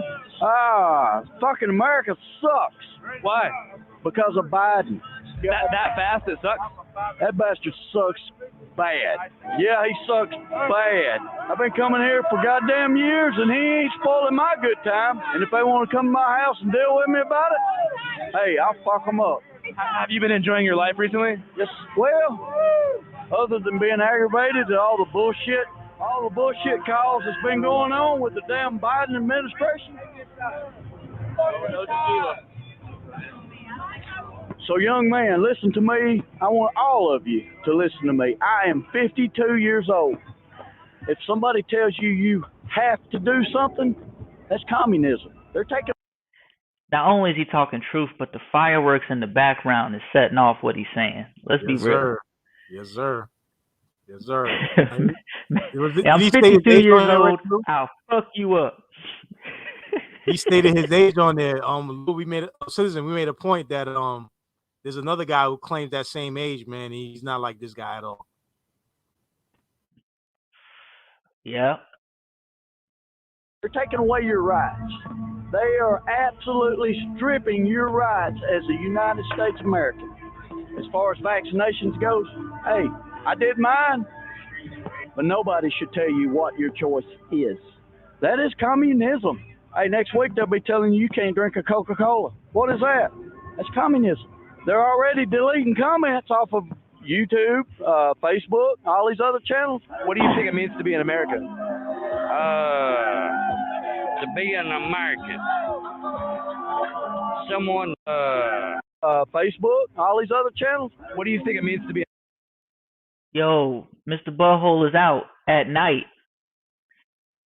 Loco, I think you be straight, bro. They'll hand you a beer, tell you have a good time. Oh, you finished that beer? Have another one. Yeah, you ain't never got to worry about putting down for no money in that. Whenever you in a Communitah party, you got to bring your own beer or you got to put down, bro. This was for free. America. To be an American. Someone that loves the country that would put their fucking life down for it and not fucking send all the jobs. You saw him take the hat off, bro. What does it mean to be American? My man took the hat off, had to give respect. Or he might have been just too drunk to just stand there. I don't know, but that's what we rolling with. Mm-hmm. Overseas or not 13.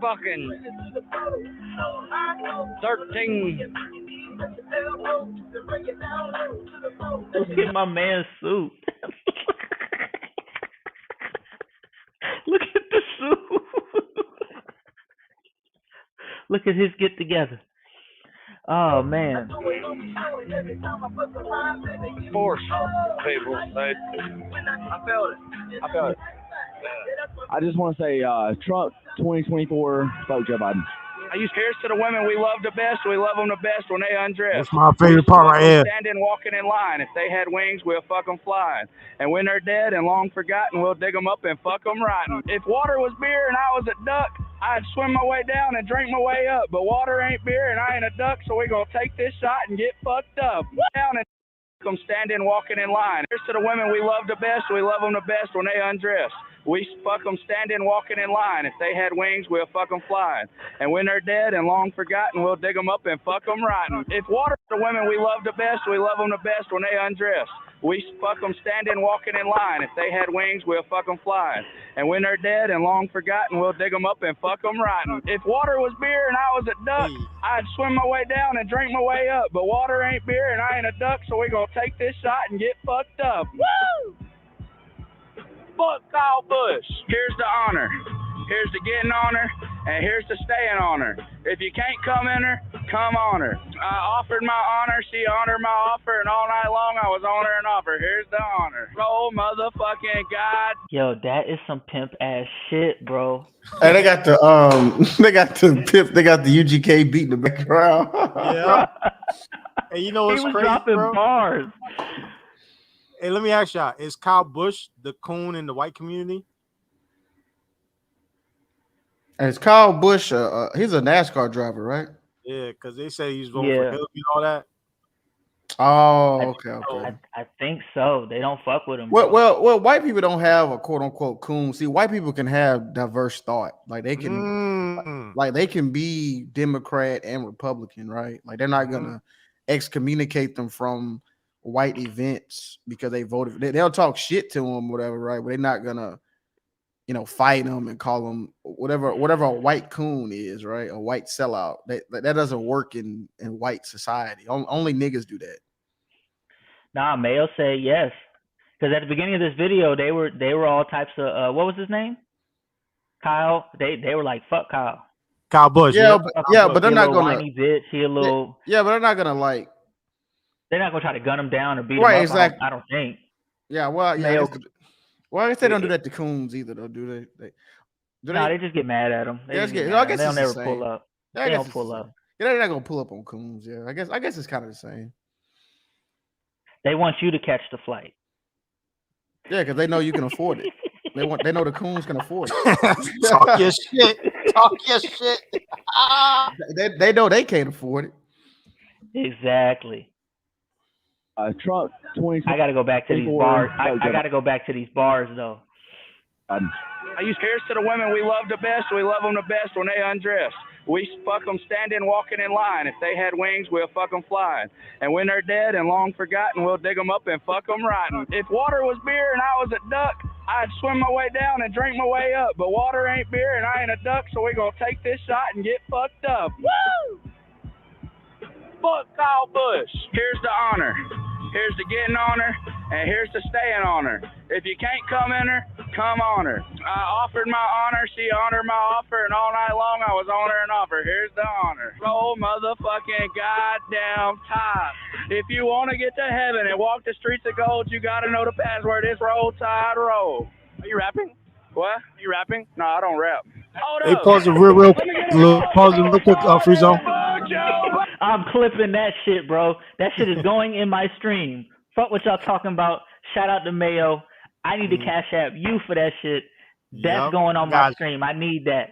Let me ask Citizen a little question, because you from Mississippi, man. How was it with Alabama and Mississippi, man, on that side? Well, I mean, to be honest, it could kind of be one state. I don't lie. Like Mississippi and Alabama could be one state. Oh man, hey Trey, did you hear that shit? Oh, bro, that shit was. My man spit bars. I'm putting them above Bubba Sparks right now. Hey, bro. that boy said, I don't rap. Yeah, that was poetry, nigga. Most of these battle rappers. One more time and then I'll play. Yeah, one more time and I'll play it all the way through. Go ahead, Kamasi. Oh, and I was just saying, most of these rappers, they get people to write their lyrics. He spits it off the top, though. Talking shit, man. Yo, did you peep that honor and offer wordplay? Nigga, battle rappers ain't. Oh, come on, come on.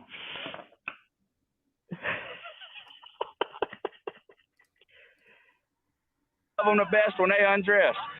I just want to say, Trump 2024, vote Joe Biden. I use here's to the women we love the best. We love them the best when they undress.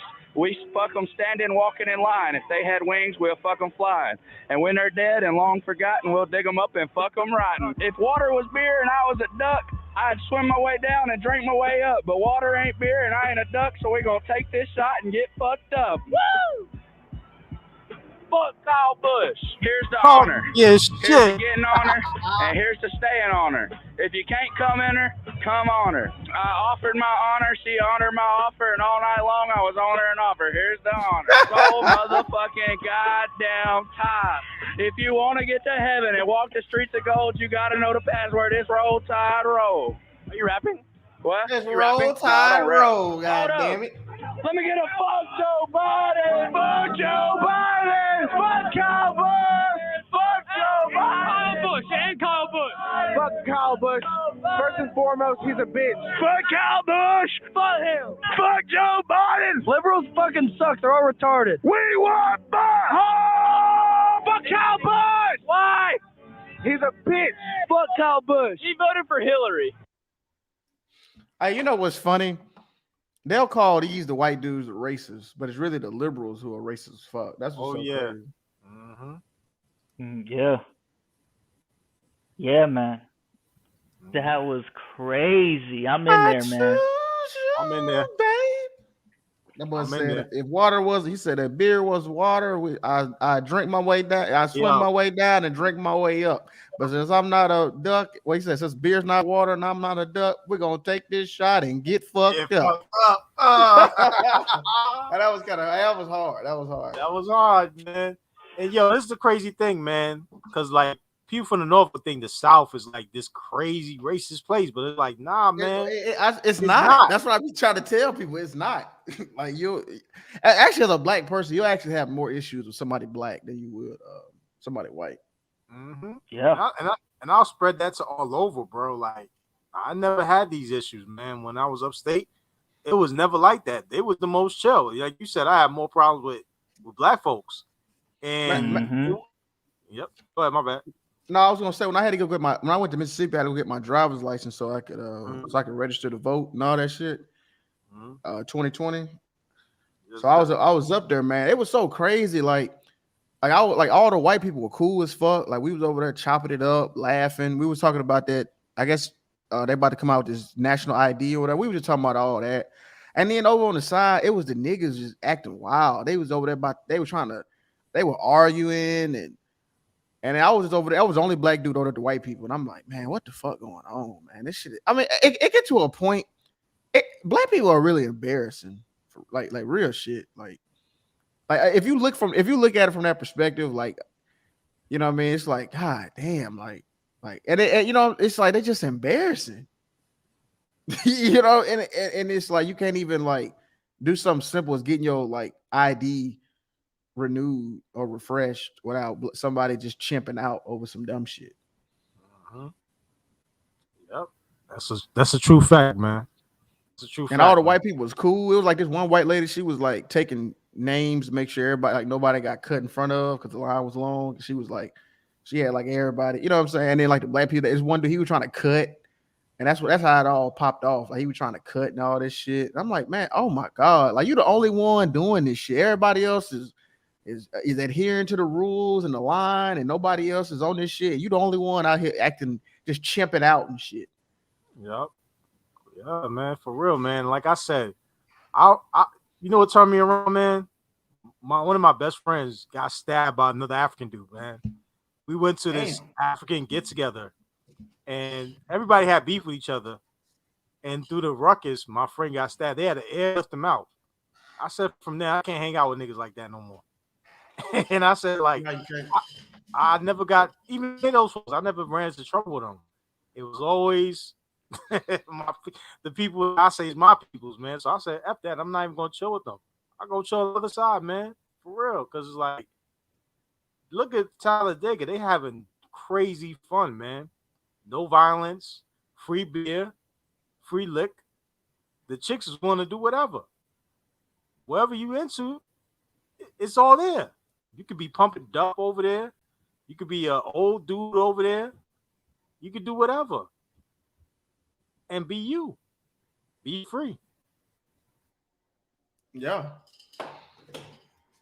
Yeah, you can have fun. I remember it was this YouTuber named Nino Brown. He said he said he go to the white clubs instead of the nigger clubs. He said he said nigger clubs be expensive and dangerous, and white clubs be fun and free. Yeah, it's true though. It's true though. Hey Lou, hey citizen, you've been to the club. You've been to those clubs, right? The hood clubs. They still checking you in the club with the milk. Yeah, and you know what? Shout out to Clue. I remember Clue said it. That was a good point. He said that the reason why they charge you at the door is because they think you a broke ass nigga. You're not gonna pay and shit like that. So he was, he was kind of giving that out. And I was like, I mean, in some instances that's true, right? But yeah, like the white club. I mean, you just show up You know what I'm saying? I mean, it ain't no bullshit. Now, that was a club in Houston. Now, there was no cover charge, and they didn't check us either. And what was so funny, bro, that was like the most fun. I mean, it was bad bitches in there, white, black, Latina, Bun Beach, and Patrick. What's his name? PJ Tucker showed up. There was nobody was. Everybody had their chains. It was Rolls Royces in the back. I'm like, hold on, y'all didn't check me, and I didn't have to pay. I'm like, what is this? Now it was one dusty ass nigga in there, and they got him out of there real quick. They got his musty ass out of there real quick. Hallelujah. Yeah, real quick. They Hey, it was like a antivirus software. They identified that motherfucker instantly, got his ass up out of there. Man, Linwood ain't even in the hood, bro, and TV ain't in the hood. All right, BMT, I might say yeah, but you notice those 2 out of the 3, they're not even in the hood, and they talk the most. It's like crazy. Linwood, he from Charlottesville. I know what Charlottesville is at. That's a nice area. And see, and you know, them people he just brought up, you notice like Linwood, BMT, TVA, all the motherfuckers, man, like their panels and shit they talk about, it has no diversification. It's the same niggas with the same talking points, with the same crime, with the same ideology. They don't let, you know what I mean? Like, it's no diversification of thought. And that's why they'll always lose. Because because the playbook y'all niggas using is not working. Y'all ain't using X's and O's. Y'all got triangles and squares and shit on that bitch. Hey, Citizen Louis Freezer, I ain't shit for saying this, but let me ask this question. BMT do security.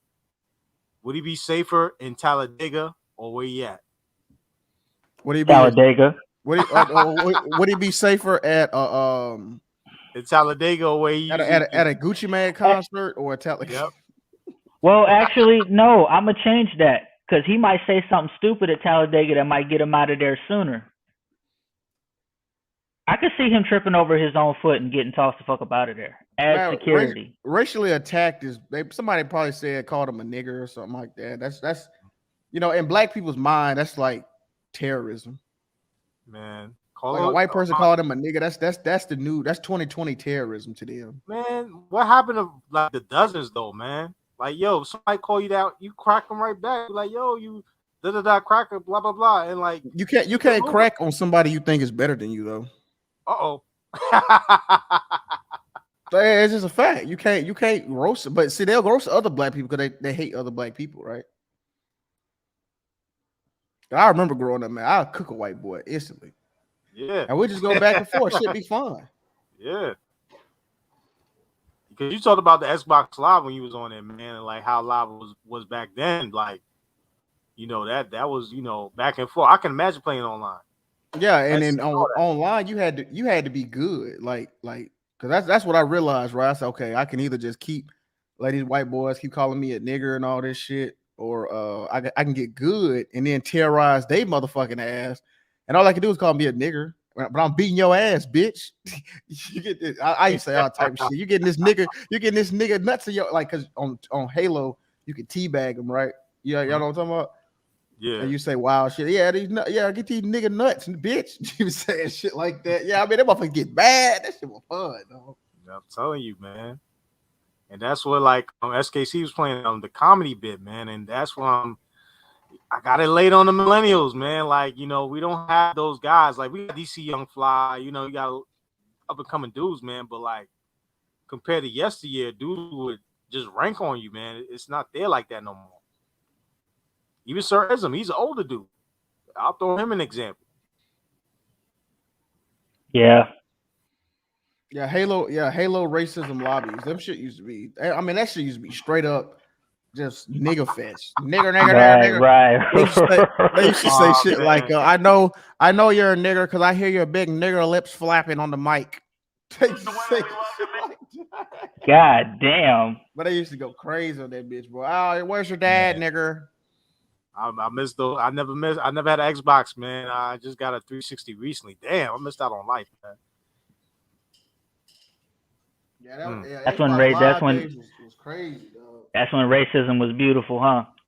Yep. Yeah, because I mean, it was, and Twitter was too, man. I mean, white people and black people was roasting each other. And, I don't know. At some point, black people just got weak as fuck and just started reporting motherfuckers and snitching. You know, she started all this snitching on white people and shit. That shit got corny. Man, y'all remember the movie Rush Hour, right? Mm-hmm. They was just joking on each other. And Chris Tucker was like, "Don't touch a black man's radio," and he's like, "F it, I'll do it." And they, Yeah. got along in the end, they would crack jokes on each other's culture. He said, "What you gonna do? What you gonna do? I'll bitch slap you back to Africa. Oh, you gonna do that? Oh, okay." Yeah, see? Yep. You know what I'm saying? People Oh forget man. Lethal Weapon. Like, there's so many. That's what me and Lou was gonna do a stream on one day. The combination of black and white together in movies and all over. It's crazy. Yeah, to white men can't jump. That was a good movie. Exactly. They was hustling people. Yeah, that was a good ass movie. Yeah, man, they was hustling. Once Hey, they figured but out. Yep. I will say this: the Twitter Spaces, y'all got to get it. If y'all hear these Twitter Spaces with the FBA versus the Africans and shit, it's coming back. They out here roasting, and the ADOS FBA is firing back. Yeah, They I'm weak not as gonna fuck, lie. I'm not but- gonna lie. I'm actually. I know it's fucked up. I know it's fucked. I'm kind of actually. I'm slightly proud of ADOS nigga for that. Like, cause they are. I mean, they coming hard with it because I mean, look, come on. So we talked about this. Like, I'm telling you, man. Growing up, man, Africans really used to say some fuck shit. Like they used to really kind of like come over here, and it was always like I never really understood it. Like, I'm like, okay, like I didn't really think of it like that. But then, now that social media, they got a bigger voice, and now they're talking shit and all that. I'm like, look, man. And don't get me wrong, I mean, we were kind of going at them too, the African booty scratch and all that shit. That was a thing. But But that is a good point, man. I mean, without civil rights, I mean, Africans really wasn't coming over here like that. And here's the thing, though, like the main people you hear this from are the suburban Africans, bro. Like, they have no recollection of what's going on. That's why I said, like, I didn't grow up like that. Like, yeah, you got joked on, but like you had to joke on right back. If you didn't, it was over. Like, coming from New York, man, like the biggest population of where my country, my parents is from, that country is in the Bronx. So like we all were together. We was Puerto Ricans, Dominicans, Italians, everybody was together. So it was like when I hear this Tariq Nasheed talk, I'm like, I don't know how they are outside of New York. I don't know. Because like I'm here, Houston is one area, but I don't know like where you from is. I don't know how it's like. Because they could be in the suburbs and that's a whole different outlook. And they don't talk shit. It was this chick I was she actually ended up going to Stanford, but her dad was like a doctor and he used to kind of like be on some. He was light skinned too. That was kind of weird. So he was light skinned. Her mom was dark skinned, but I don't know. He used to be on some kind of like slight fuck shit, kind of sort of like, you know what I mean? Yeah, because I got jokes on Africans. We used to joke on Africans, man. We used to like make fun of their English because the people that were here for a while, they be like they talking a certain way and be like, "Yo, you keep talking, we're gonna deport you." And like, you know what I'm saying? We're gonna call INS and get you deported. You're gonna get your whole family deported. Or like, there's one thing with these phone cards. Right? I don't know if you know about them. They got these phone cards where you could like you gotta call the number, then call another number just to talk to someone in like Africa somewhere. So we used to joke on them because it's like, yo, the house smell like fufu and phone cards. Damn. Yo, we used to have jokes like, you know what I'm saying? Like, that's why I said, like, it's different when I've never been around. So, till I moved out here to Maryland, I've never been around, like, suburban Africans like that. Unless I go to family. That's it. Yeah, I agree with what Mayo's saying. Like, that's why I go by Citizen Lou. You know what I mean? Like, I'm not a king. I'm not a pharaoh or none of that bullshit. I'm a citizen. And just like Jeff Bezos is a citizen, just like Bill Gates is a citizen, just like Donald Trump is a citizen. We all got the same rights and responsibilities as citizens. We not fucking, because kings get beheaded. You know what I'm saying? Citizens go to trial. Hey, Enigma, I'll say this, man. I'd rather be in the ADOS house when they're frying fish than the African house when they're smoking fish. I mean, you know, even in the Adolf's house, them, you know, you can say them chitlins, you know, cooking them Yeah, chitlins. but yo, goat feet, bro, and all that other stuff. I'm not down with all that. Like, you said them goat feet. Yeah, bro, I ain't Nah. down with all that, man. I'm very basic, man. Like I had a Nigerian friend, he ate shark soup. I was like, nah, that's too far, bro. Nah. And you know, I'm noticing it's a lot of there is a lot of Africans or Jamaicans, whatever, black immigrants who are like, man, y'all tripping with this. Like, man, they talking to other Africans, and you can tell they're kind of conflicted because they're African, but they not. But you know, they either grew up in America or they've been in America for a long time, and they kind of like, so they like, man, y'all tripping. You know what I mean? Like, it's different. You know. Yeah, it is, man. Cause like the ones that's coming over here, those are the main pookies, man. Like the ones that's born here, yeah, you got one of them wilding out. Like if they getting the wrong type of thing, but like we all cool, man. Like all this, I never seen it, bro. Like maybe once in a while, but like it wasn't even that serious because dude didn't stand up for himself, man. That was all that we came up to. And I think a lot of Africans, when they come over here, they don't stand up for themselves, man. They don't know how to joke. They don't know how to do nothing. So it's like they get on Twitter and just start bitching, man. And that shit. Yeah, sometimes it's funny, but it's like, come on, bro. Like seriously. Yeah, they calling us niggers and all this shit about we came in ships, they came in planes and all this shit. Man, all you gotta do is quiet us. But it's funny though, when everywhere they go, you know, they dressing like us. If they go somewhere else, they try to, you know what I mean? I don't see them wearing, you know what I'm saying? I don't see a lot of them wearing you know, dashikis and stuff like that. They wearing Jordans and hoodie. I mean, it's just whatever, you know. But I will say this though. The one group that's not in all of this is the Caribbeans. I don't hear Caribbeans like, because I said this the other day. Hip hop was started by a Caribbean, Kool Herc in the Bronx. And if you look at down most of these famous rappers list, like Busta Rhymes, Biggie Smalls, Nicki Minaj, they have Caribbean. Yeah, they got that Caribbean. Yeah, you're right. So, you're right. You know, Big Pun, all these big rappers. You know, now if you go to the South and the West, it's a little different.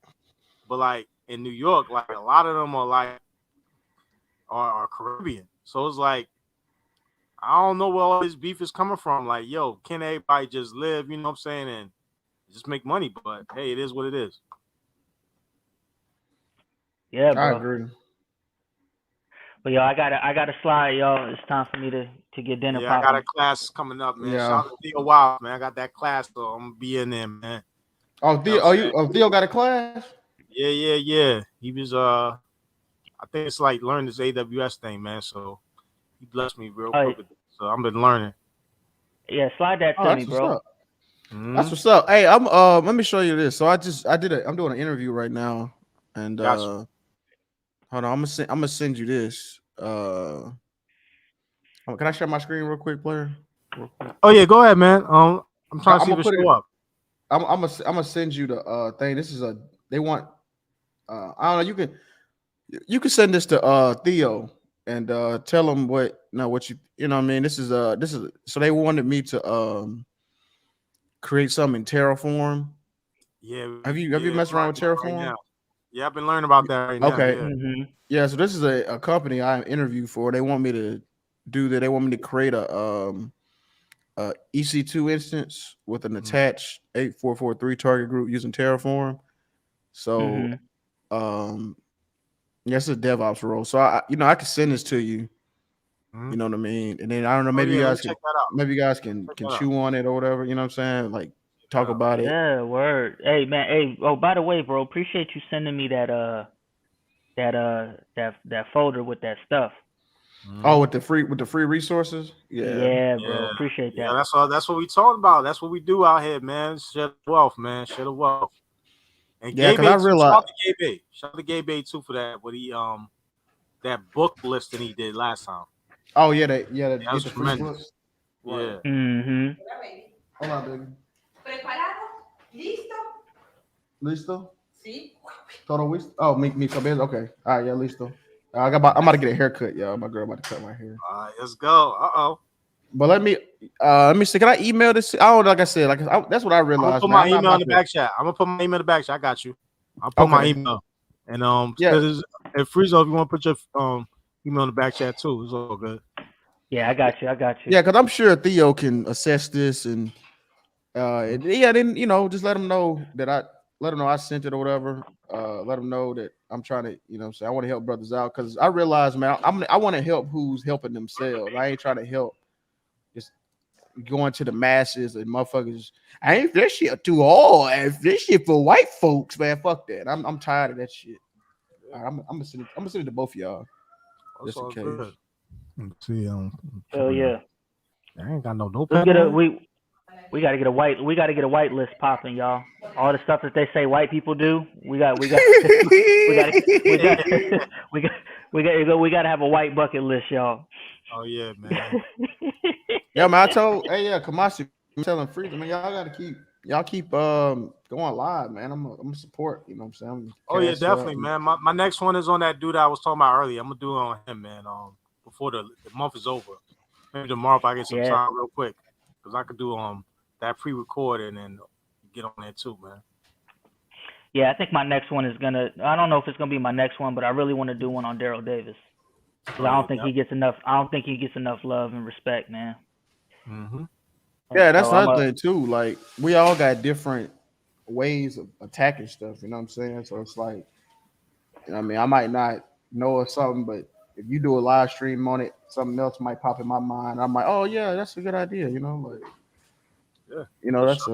we start bouncing ideas, you know what I'm saying? New ideas come. But I just sent the email to y'all, man. So all right, y'all. I'll catch y'all in the next one, man. Y'all take it easy. Hey yo, thank you. Yeah, thank you, out, Luke. y'all. Thank you, Susan and Friezo, for coming through, man. Hey yo, I'm gonna end this stream. Appreciate it. Yeah, I'm gonna end this stream real quick. Happy birthday to Susan Lou, man. Y'all wish him a happy birthday, man. Show him some love too, man. Man, on appreciate the it, bro. chat, whatever, man. You know what I'm saying? So we gonna keep it rocking, man. We're gonna do more of these, man. Susan Lou and Friezo Lou next time they come in. Show some love, man. Give them that like, that share, subscribe, man. And of course, me too, man. I'm being there. I'm trying to give a different voice to all this. Yeah, facts. All right, man. Y'all take it easy, bro. All right, easy, y'all. Man. Peace. I get something to eat. Y'all take it easy, man. Peace.